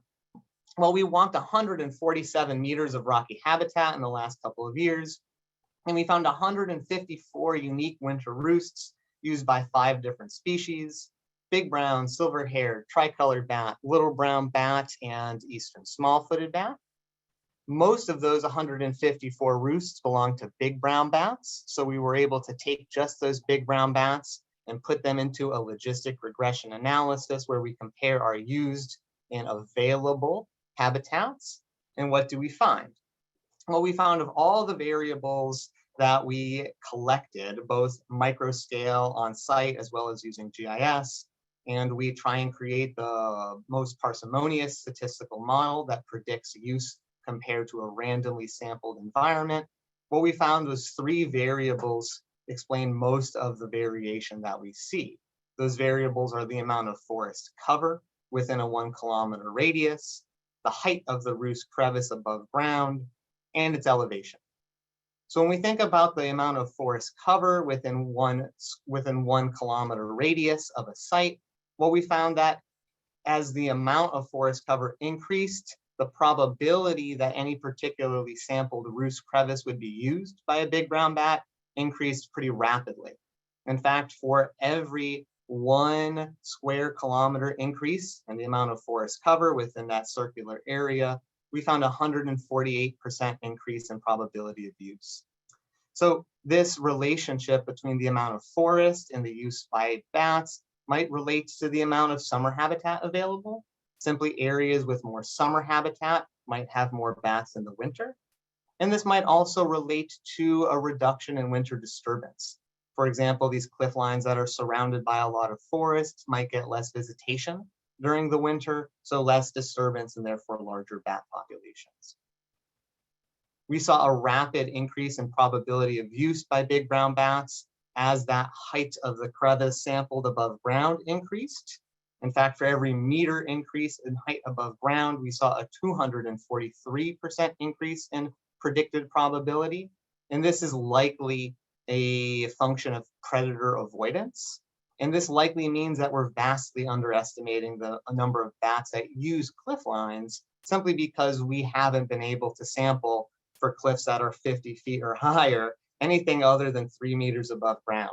If you remember Levi, he's a pretty tall guy, but he's not that tall. And finally, elevation.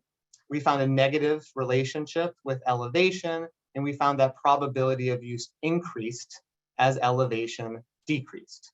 Now, this is a difficult one to explain, but my suspicion is that this is because many of the areas that we sample are hollows. They're going to be a relatively narrow topographic feature that trap cold air during the winter and are relatively thermally stable, whereas the tops of some of the hill lines that we survey with rocky outcrops are going to be more variable in temperature, probably have more passive rewarming during winter and more arousals, which are potentially a negative thing for these bats. Okay, so I am out of time, so I'm going to breeze through these last couple of slides quickly. I apologize, but that analysis was based solely on big brown bats, and I do want to give a shout out to the other species that we find, specifically eastern small-footed bats. We really need to figure out what the distribution of the species is throughout Ohio. We find them at the base, or we found them at the base of a cliff, really roosting in this debris at the base of the cliff line. And so what I would recommend that we do is we find areas with these exposed cliffs with some rocky debris underneath them, and we try and do winter surveys along these cliffs to try and document use. We believe that this is a far more effective means of trying to locate these Hibernacula than visual searches, just because bats are under these rocks where we cannot see them. Tricolored bats are also found in these non-traditional habitats. This is a photo of just some exposed rock. You wouldn't call it a cliff, right? This whole area is maybe 15 feet tall. And within one of these boulders, hopefully you can see my mouse here towards the left, you see Levi with his green shirt sleeve.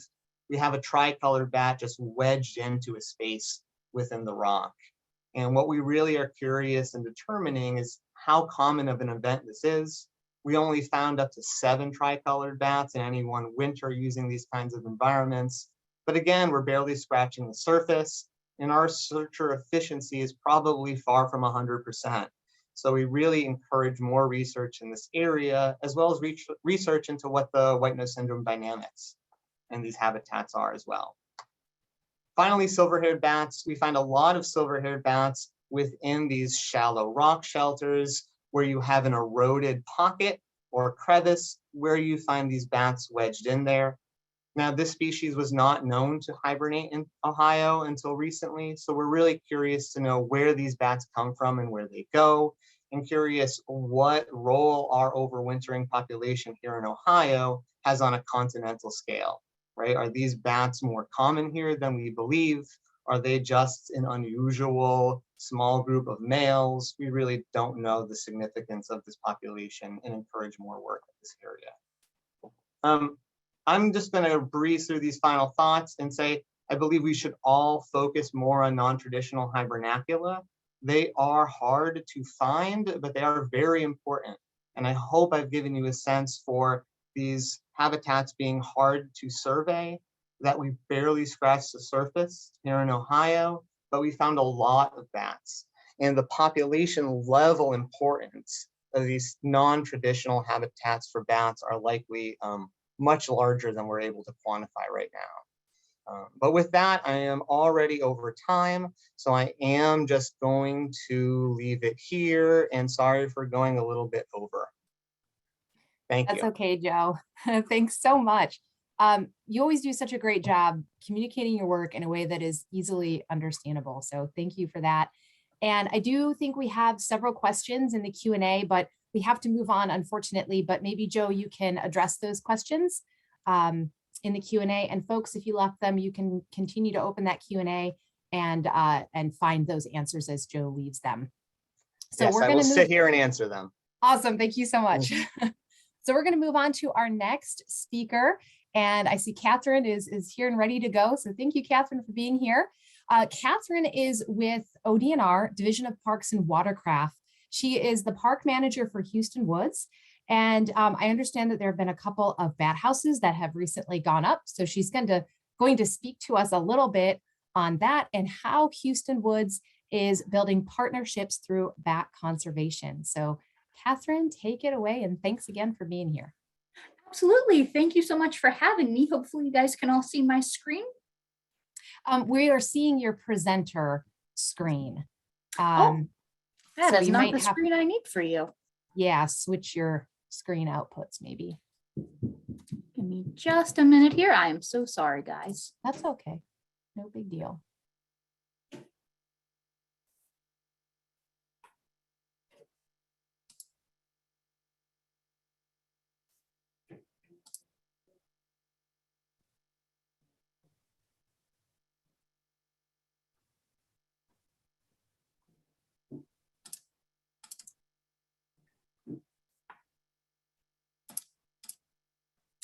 Can I get confirmation that that's any better?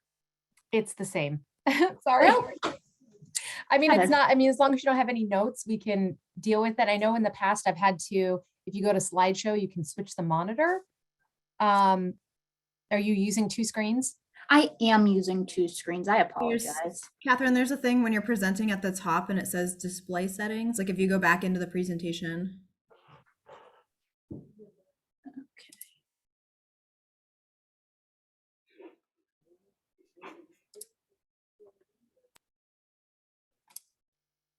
Oh, if this doesn't work this time, we'll just roll with it. I'm clearly not the best here.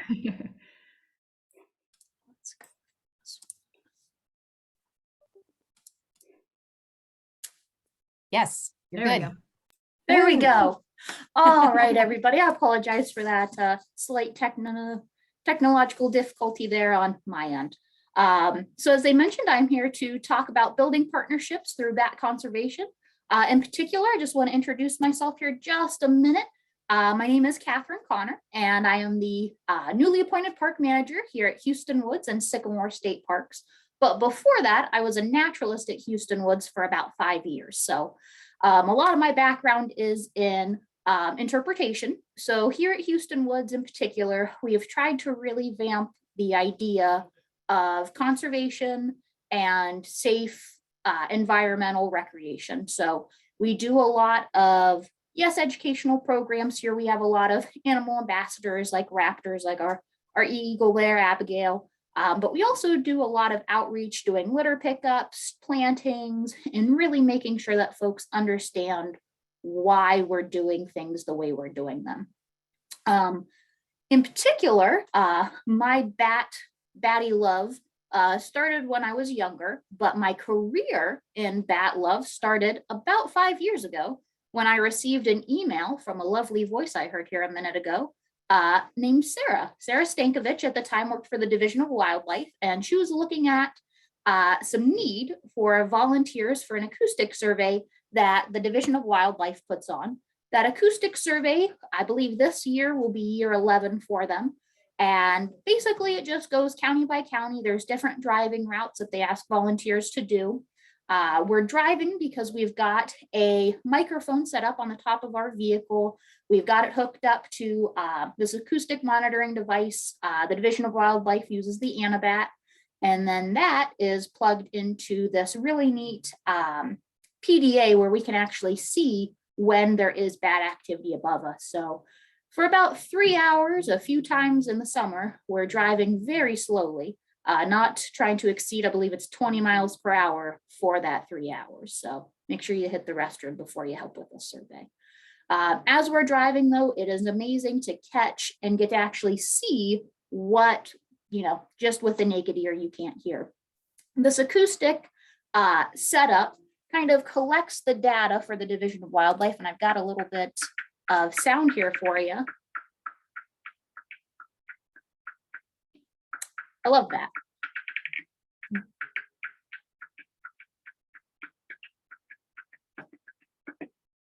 You've got a little bit of a feeding frenzy in there where they're speeding up, trying to catch some food, but otherwise that's something we would not hear. And certainly, as you all probably realize, just looking out your window, it's sometimes hard to see the bats as well. So it's nice to actually see we're collecting data while we're driving. And then we send that information all back into the Division of Wildlife. And the last year being 10 years, they put together a really great collection of all the data they have figured out in these sections. So we have kind of heightened our battiness here at Hueston Woods, and it is through partnerships that we've been able to do so.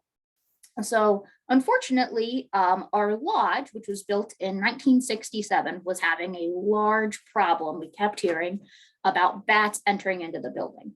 I did have the original roof on at the time, so a lot of the problems did come from there's just a lot of access for different what they consider nuisance animals to get into there. So it was up to us to figure out a solution as they came to the naturalists going, hey, bats, nature, you should do something, right? So I was able to contact Sarah from the Division of Wildlife. We had some wonderful resources with the Division of Real Estate to kind of liaison between not only the Division of Wildlife, but the Division of Forestry, the Division of Transportation, Department of Transportation. And we were able to do what we call our bat house project. So here at Hueston Woods, we have selected 3 different locations to put up bat houses within our park. We have a total of 12 new bat houses, 3 at each location, or no, excuse me. We've got 3 at location number 1, which is going to be the lodge. So that first problem that came to us, so we put 3 different bat houses there over at the lodge. Over at the campground is an area where we do, as naturalists, a lot of our programs. And specifically, we do a lot of night events there. So we do night hikes and different presentations all about nocturnal animals and things like that. So we knew that there was activity up there. So we went ahead and put some bat houses there. And then in area 3, we chose that because it is a newly restored native prairie grassland. So we've got about 14 acres of restored habitat there. And we're very interested to see if we would get any success in that area. So we were very, very thankful that, not only Division of Parks and Watercraft here, we had the property, Division of Wildlife kind of offered up their services to do some data collection on these bat houses. Forestry went ahead and built and helped place, and then Department of Transportation helped install as well. And then very interested to see the results from these bat houses. So, and when I say results, there are results because there are different types of houses that we've put in. So we did a few of each of these, equal amounts of these different types of boxes. So the first box you're seeing over on the left is going to be what we call a 7-chambered bat house. It's just an aluminum structure on the outside, but then inside we've got 7 different chambers, wooden chambers for our bats to use. The one in the middle was very interesting to me. We call it a Brandenburg. So if you notice, the 7-chamber is on just a regular 6x6 pole. This Brandenburg structure in the middle is actually on an old pine tree. So they've taken off the branches, kind of cleaned it up, and then have put this nice material around the outside, just giving it a kind of curved area for the bats to come up and get inside underneath. And then the last type that we put rocket boxes there on the end are nice, just elongated boxes that have different chambers inside as well. And then that is going to be just on a very thin metal pole. So each structure has a different base, and then it also has a different area for the bats to be in. And the reason we did so many different areas is we wanted to see what the bats preferred. So what we did is we do monitor them. Usually about once a month we go up. Usually we make Naturalist Sean do the climbing portion, as they are about, most of them are 10 to 15 feet up in the air. For bat houses, you do want that nice height to them. You want to make sure you don't put them on any trees. You'll notice all of ours are freestanding. Definitely put them not in the woods, but very close to where you think good food sources will come from, and just giving them that sense of security as they would normally have in that setting. So kind of having them out, up high, predator guard if need be. That's one of the big reasons we don't put them on trees. There are plenty of predators out there for our bats, like our birds of prey. We do have arboreal snakes like black rat snakes, raccoons, all sorts of things love to climb trees, and unfortunately love climbing them to look for food. So if you do bat houses, we do recommend putting some predator guard along the pole as well. But simply, we do have just a very small monitoring device that is up inside the bat house that we're able to pull down on that stick there in the middle, and that is monitoring the temperature. So temperature for bats is really important. I'm sure many of you know that. And we want to figure out what the temperature inside the boxes are, especially if we start to see bats in these boxes and understand that maybe one is a more preferable temperature to maybe the other structures. So we've definitely got the temperature logged up inside the box, as well as some structures down on the ground, just monitoring what the temperature is outside. So we've got that going on. And then it's a little hard to see in these photos, but we do also monitor guano. So if there is any activity up top and things drop down below, we have a little net down at the bottom that we kind of have for droppings to collect in. We've had so many people ask if that's to catch babies, which, I mean, it could be dual purpose, but it is definitely for the guano. We'll collect it, send it into the lab for DNA analysis, and then kind of get a confirmed what species we have using which and what boxes. So we do the guano, we do the temperature, but then we also just do a visual inspection. You know, this is the second year now for the boxes will be this summer. So last year they were installed in the nope, I'm sorry, going back 1 year. So last year was first full year for bat houses. They were put in August of 2020. So then this year we're hoping to get a little bit more activity. you know, it kind of takes a little while for bats to understand that this is a safe area, that's a safe structure for them to go into. So I was very much reassured that it was not a negative, that we did not see bats in the bat house, except we did. We got a beautiful big brown bat in a rocket box. So that long elongated black box was where we found this guy or girl. We didn't check that much. But we found them up in the campground. So it was a good location for them, felt safe. There was a little bit of guano. Very excited to have some actual tangible results. We shared that on our social media. We obviously shared that with our partners, and everybody was very excited that kind of getting to see some fruits of the labor, and hopefully we will get many, many more bats in the future. So I am getting pretty close to my time, but I do have a couple things that I want to talk about because I mentioned that I am getting ready. I am the manager now at Hueston Woods, which you've heard a lot about, but I'm also the manager of Sycamore State Park. And if you're unfamiliar with Sycamore State Park, it is close to Trotwood, Ohio. It is actually one of our largest underdeveloped, unfortunately, state parks. That's a map there over on the right-hand side for you. We're looking at a property that's approximately the same size as Hueston Woods. So we're looking at about a 2,500 acre project. And I say project because that's what that park is. Really, there's only a few trails that go through the property, a very small 10-site campground, couple picnic areas. It's mostly just habitat that is overrun with large honeysuckle and autumn olive. So what we are looking here in the future to do is partner with many folks to kind of restore that area. So what's great about Sycamore is that it is a kind of different habitat. Here at Hueston Woods, you're looking at an old growth forest. Over at Sycamore, though, there are grasses, there's great opportunity for open forests. And so I will be looking forward to the conservation plan that we put together, not only for the flora, but also the fauna over there at Sycamore. And certainly our folks from the Division of Wildlife will be helping out, but I anticipate reaching out to Bat Conservation International to make sure that we're doing everything appropriate for that species of our bats. So the other really exciting thing we've got going on is Hueston Woods State Park is getting ready to get a brand new nature center. Our nature center was built in the early 50s and was never really meant to be a nature center. We just converted it into what it needed to be. And so over the years, it has taken some wear and tear, and our wonderful administration here at ODNR decided to get us a brand new facility. And one of the key things we're going to highlight is our bats here in Ohio. So I'm working with Sarah from Bat Conservation International to make sure that we present a positive, accurate description and light on our bats. We're going to have a shagbark hickory that's actually going to have some species on the tree. We're going to have a big talk about how bats actually collect their food. So not just echolocation, but actually using their body. And then just some really great information for folks and how they can also help our bats.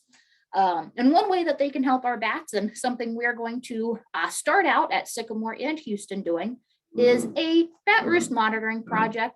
It's pretty simple. You just sit out a couple times in the summer in an area where you know that bats are roosting. You just simply count. It's nothing that's too time consuming, and certainly something that I would find interesting. I'm sure some of you folks might too. So I've just put a link down there for you.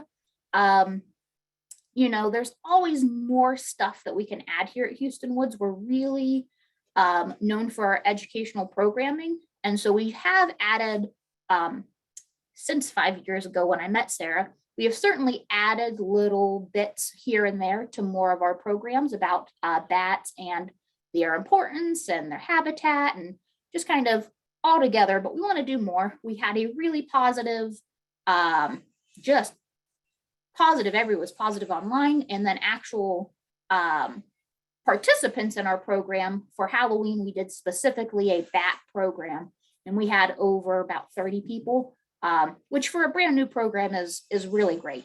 And we noticed that a lot of those folks who came were scouts, scout leaders, a couple school teachers who are really interested on how to incorporate bats into their curriculum, or how to incorporate them into their, you know, for scouts, just what kind of projects they could do. So we're really looking forward at kind of heightening that as well. We've got several bat houses that are getting built by some troops who came to that bat program. We also invested in something that's pretty small, but also pretty fun.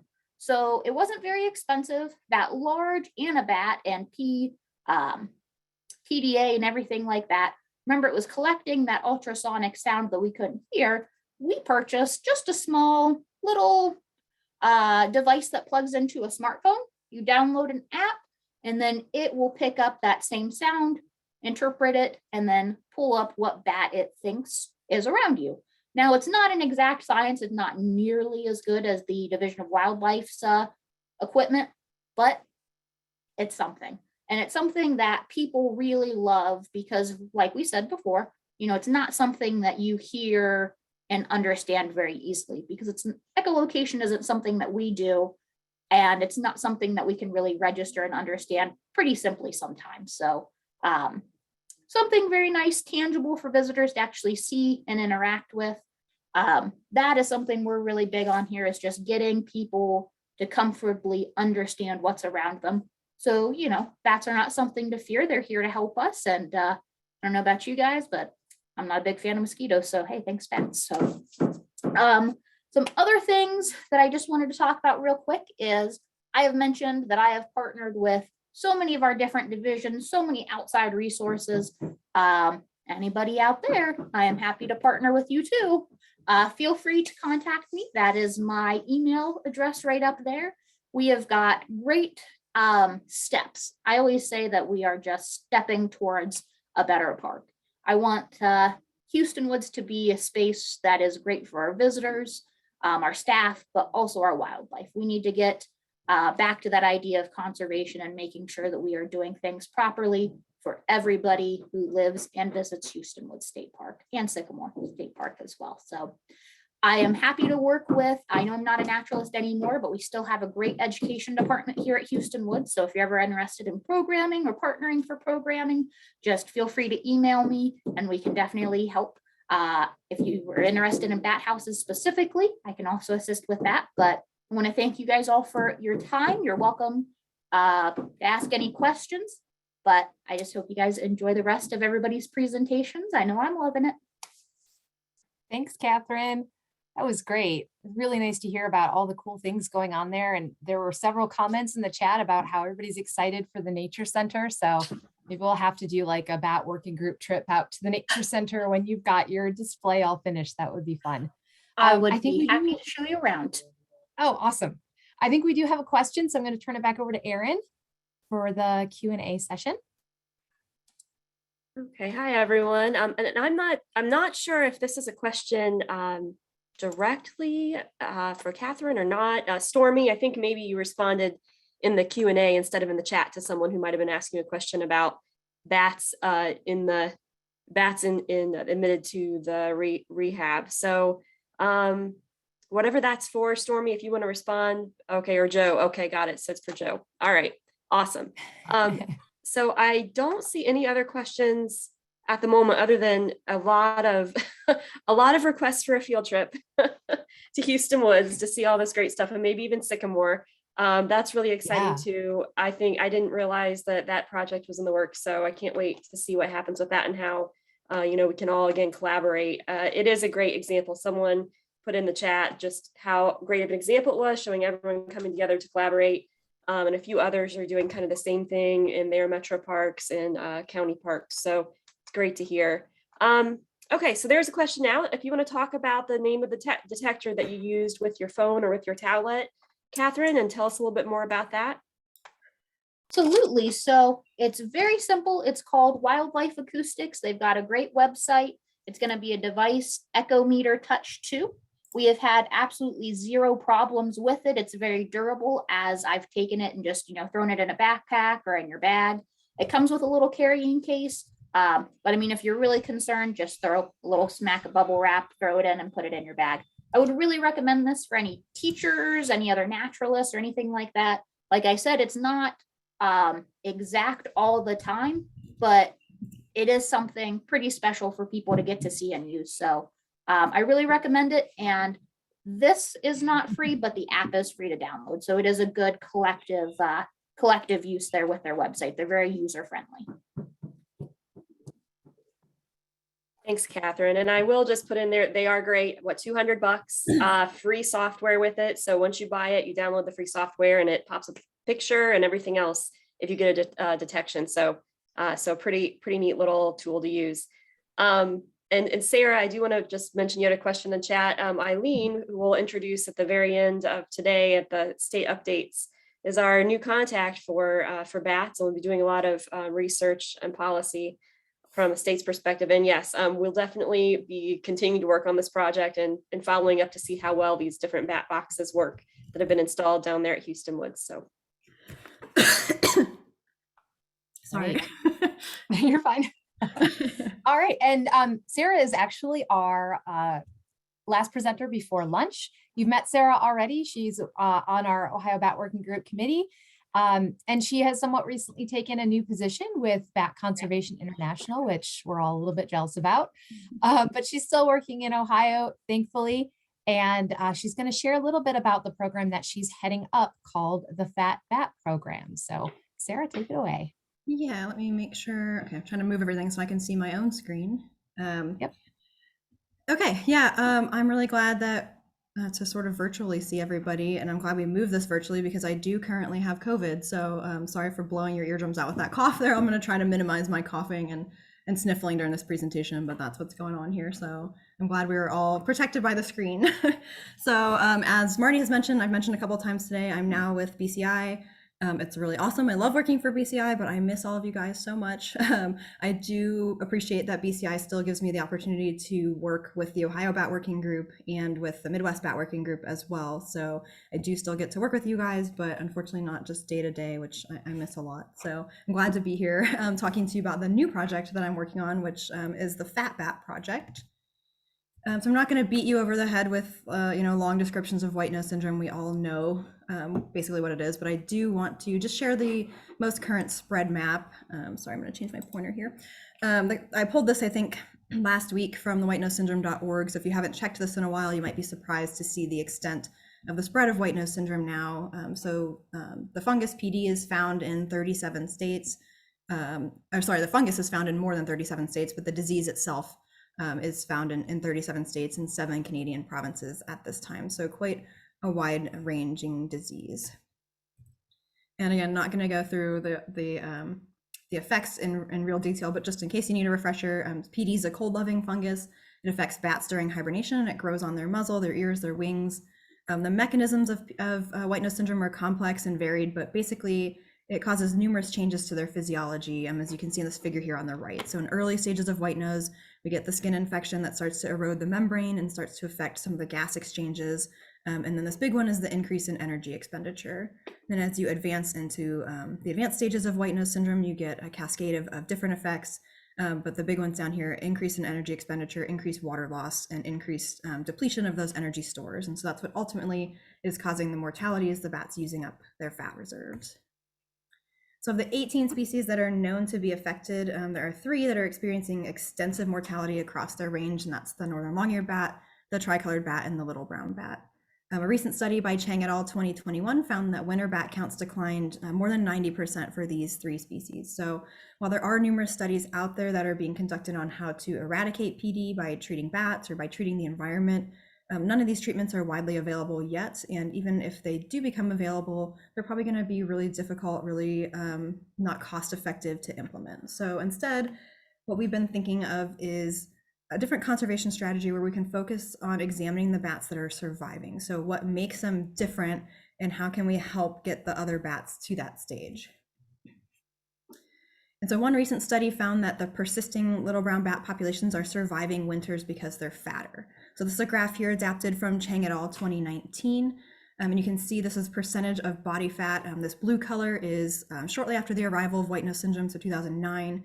And then the greenish color is 8 years later. So the same sites, just shortly after white nose or PD invasion, and then a little bit later.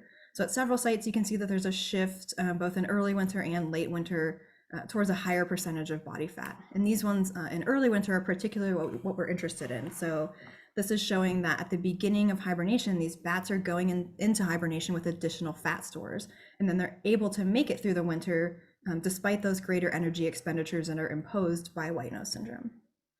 And so that is essentially what the fat bat hypothesis is. So we know, again, that white nose syndrome is causing this energy imbalance in bats, and it's ultimately leading to depleted fat stores. But it seems that these fat bats are able to survive. So the question that we have now is, how do we increase the body fat to get bats through the winter? And so the answer that we are exploring at BCI is whether we can bring the bugs to the bats during this critical pre-hibernation period. So when they're going through what's called hyperphagia, where they're eating a bunch of insects right before pre-hibernation, can we give them an area to do this that reduces the amount of energy they're expending and increasing the amount of bugs that they can eat at one time? So we're calling these areas either bug buffets or prey patches. So in a proof of concept study in 2019, BCI deployed some of these sites in Michigan. So 5 sites in Michigan with remnant populations of little brown bats. And so what we're doing is using UV lights as a way to attract insects, and we're placing these near known overwintering sites.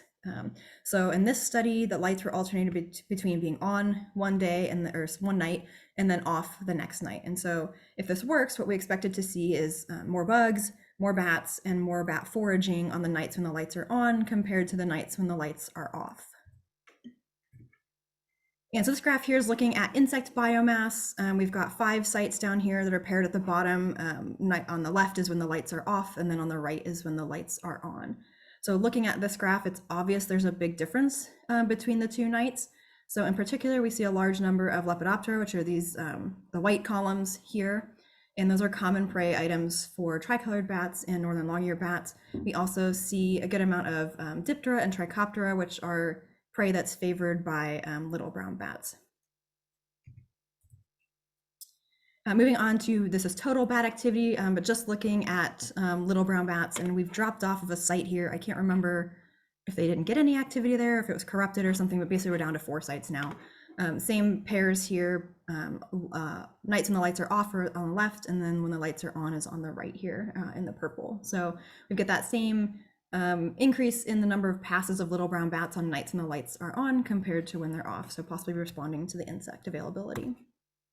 And then just looking specifically at feeding buzzes, we're down to those 4 sites again, and we can see in the purples nights when the lights are on, so we've got increased numbers of feeding buzzes when the UV lights are on compared to when they're off. And we also see this little bit of seasonality here in Michigan, so I don't know if there's a week, 2-week period here in mid-September when there's an increased amount of foraging. So this is kind of the hyperphagia period. So the results of this, the pilot study are encouraging in that when the UV lights are on, we see increased insect biomass, especially the species that bats are known to consume. We see increased little brown bat activity and also increased little brown bat foraging activity. And then we get this little bonus information about the seasonality of pre-hibernation foraging in Michigan.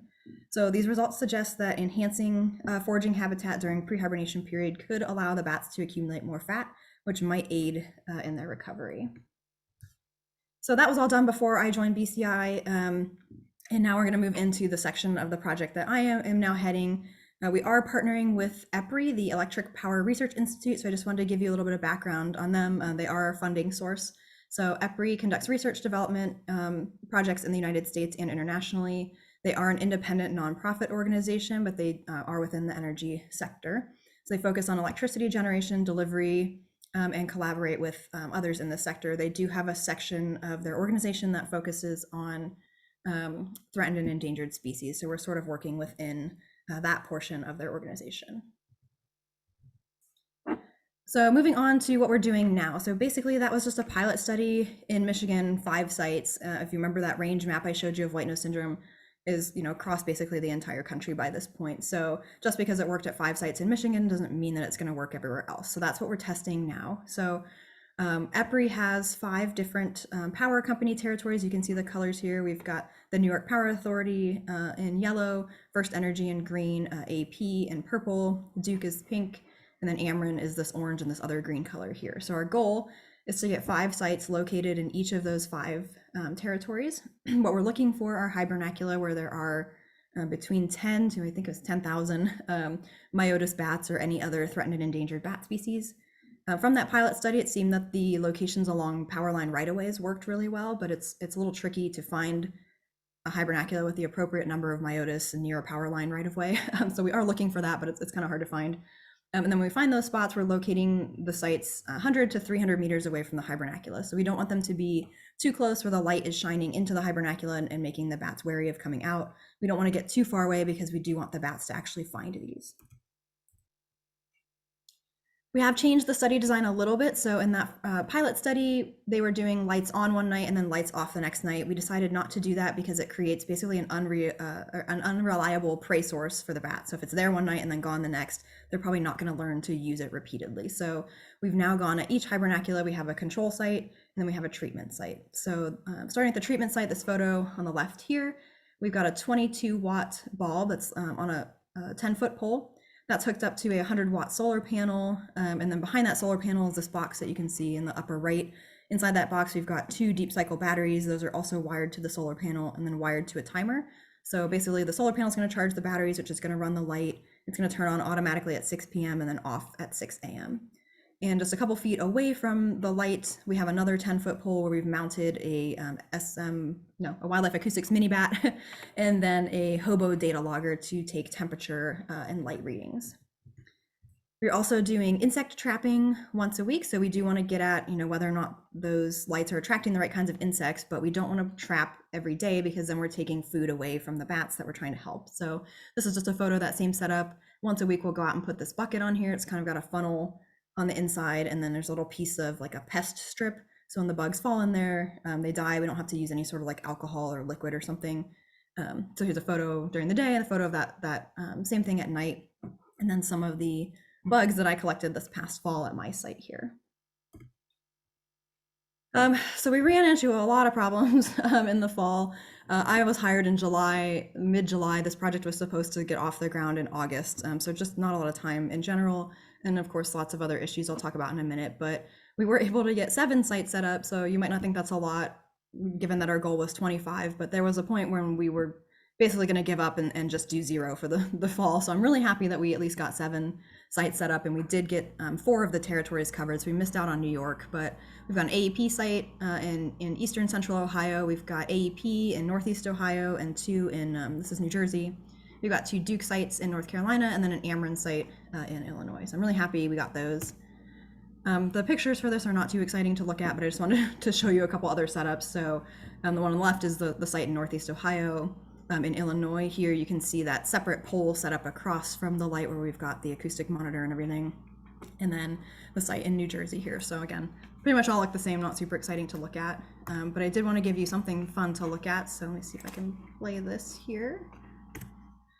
This is from our site in New Jersey. It's hard to see, but there's a little bear cub that's coming down here. So I initially went out, we were trying to hire some people. So I went out and went ahead and set up some sites in New Jersey. And then our technician went out a week later to check on them. And she sent me a photo of one of our poles just completely mangled and the box open and like torn apart. And I was like, oh, I wonder if that was a bear. And she was like, yeah, there is a bear. I'm just looking at the cubs at the next site. And I was like, oh my God, get out of there. Like there's 2 cubs, there's a mom somewhere, like, please get out of the area.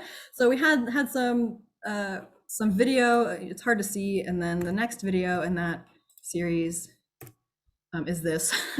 So I'm sad we kind of missed that. The camera wasn't pointed down a little bit further, but that was one site in New Jersey. And then our second site, same problem, bigger bear.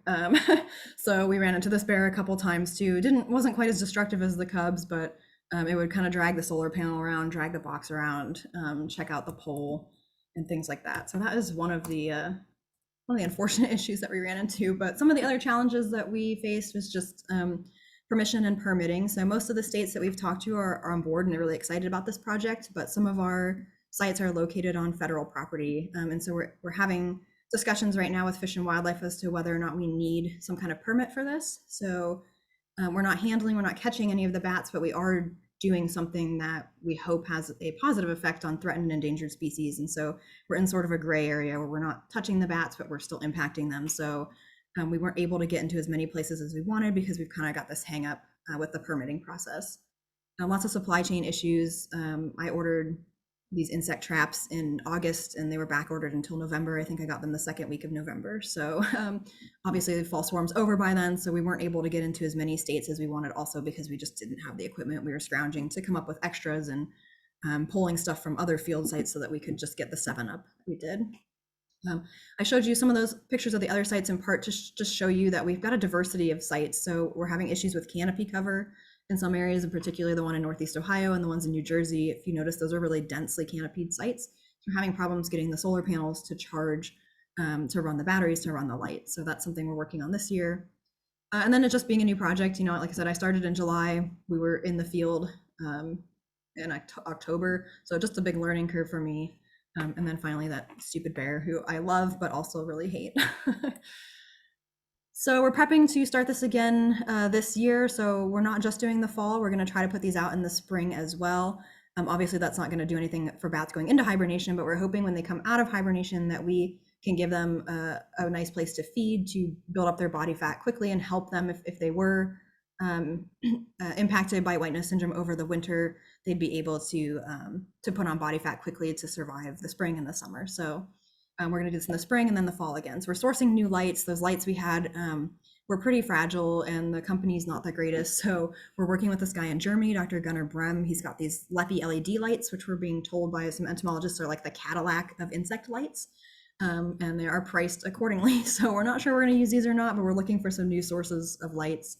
Working with Fish and Wildlife to get that federal permit situation taken care of so that we can ultimately expand and get into those other sites where we weren't able to work. So unfortunately I don't have any data for you. It all kind of rests on analyzing that acoustic information, which we don't have yet. BCI has one person basically that's been analyzing acoustic data and she's tied up with some other stuff right now. So hopefully by the next meeting, I'll have some data for you. I'm going to kind of try to get ahead of some of the questions here that we always get. A lot of people ask about predators. So there have been some instances where things like owls will learn where swarming sites and things are, and they'll start predating on bats. So our thoughts on this are that the activity at the Hibernacula itself, where the bats are actually swarming, is probably going to be a lot greater than the activity at these lights. So if you're an owl and you want to give yourself the best chance, you're probably going to go to the Hibernacula entrance and not, this light where there might be 5 to 10 bats versus, 200. But we are, aware of that. We don't want to do something that's going to have a detrimental effect on the bats. So we are putting up some game cameras. That's where those bear pictures or bear videos came from. Most of it, we just get a lot of deer. So we only had this up at 2 sites in the fall. We didn't see any predators, but we're going to expand that in the spring and fall. And we get questions about competition. So are all the bats then going to go to this light, and are some of them going to not be successful? So our assumptions are that if you're a bat that's trying to forage somewhere and you're not successful, that you're probably just move on. So if you're a person and you keep going to the same restaurant and they don't serve you over and over again, you're probably going to go somewhere else. So we don't know that for sure, but that's just our thoughts, is if a bat is not successful to light, it's just going to go somewhere else to forage. And then the final question we get is about mitigation. So there's a little bit of hesitancy, I think, because we are funded by an energy company or energy organization, I guess. So we just want to assure people that although they are interested in the long term in mitigation, that we are still very, very far from that. So we are at this point just trying to even see if these lights work.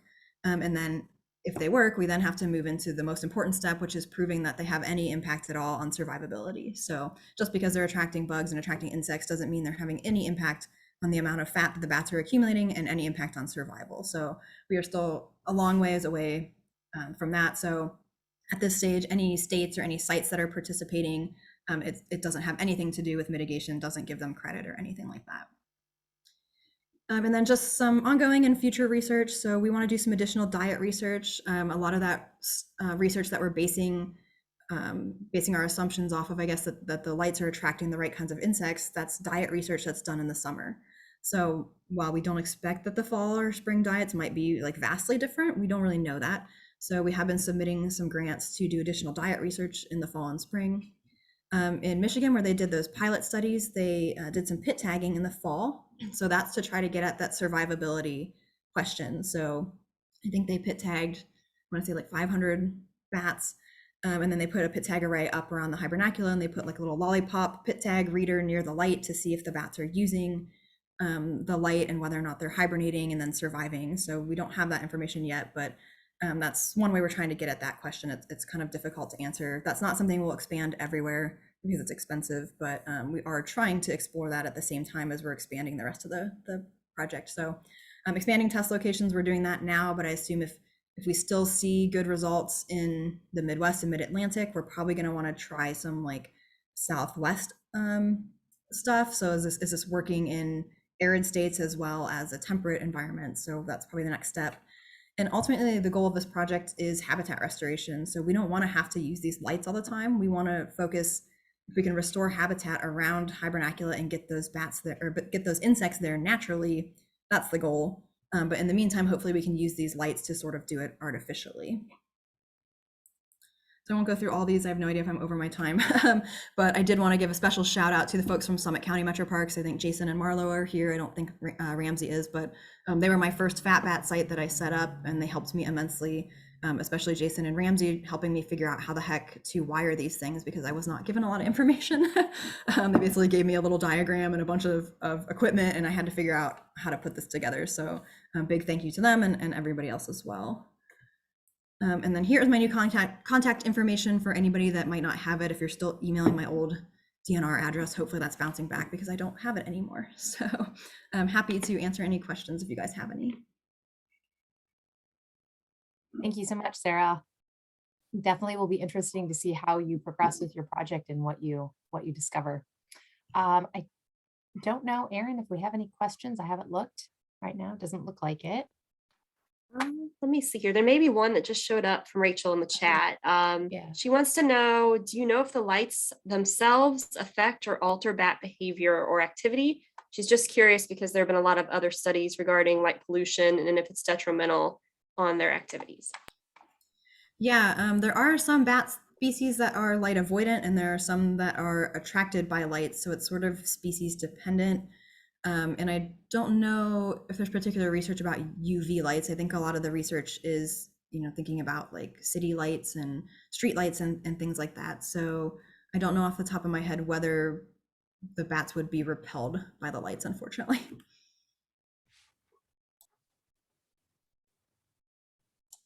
And it looks like we have another question in the Q&A for Levi. He wants to know, is the increase in invasive species, especially in managed forests, changing the abundance or composition of bat forage insects? Levi, why would you ask me that? I would imagine probably. I mean, just thinking about, we always promote native species to attract the native insects. So if there are invasive species, I would imagine that they're maybe not bringing in the right types of insects, but honestly, Levi, I have no idea.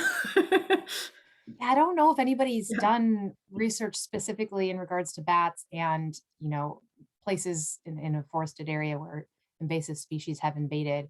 And we definitely know they have detrimental effects on our other wildlife species. We know that they impact our pollinator species and some of our other insect species simply because our insects have evolved with native plants. So there's kind of that like natural logical leap, but I don't know specifically if anybody's looked into that specifically. It's definitely a great question. Right. Yeah. My knee-jerk reaction is to just say like, yes, like invasives are bad, but I don't know off the top of my head if maybe the invasives are bringing in the same insects, maybe not. We'd have to look at that. Mm-hmm. All right. I think that's all that I'm seeing here for now. Great. Thanks, Erin. Okay, well, that's perfect. That brings us to 12:15 on the dot. So at this time, we're going to break for lunch. Again, I encourage you to take a break from the screen. It might be, you might like me, I'm like, oh, I can check my email, but no, I'm going to take a break, get some fresh air, do some stretches or whatnot. And we're going to get started at 1:15 sharp. If you have questions or anything that you need, just pop it in the chat. I will be checking that every so often. All right, see everybody in an hour.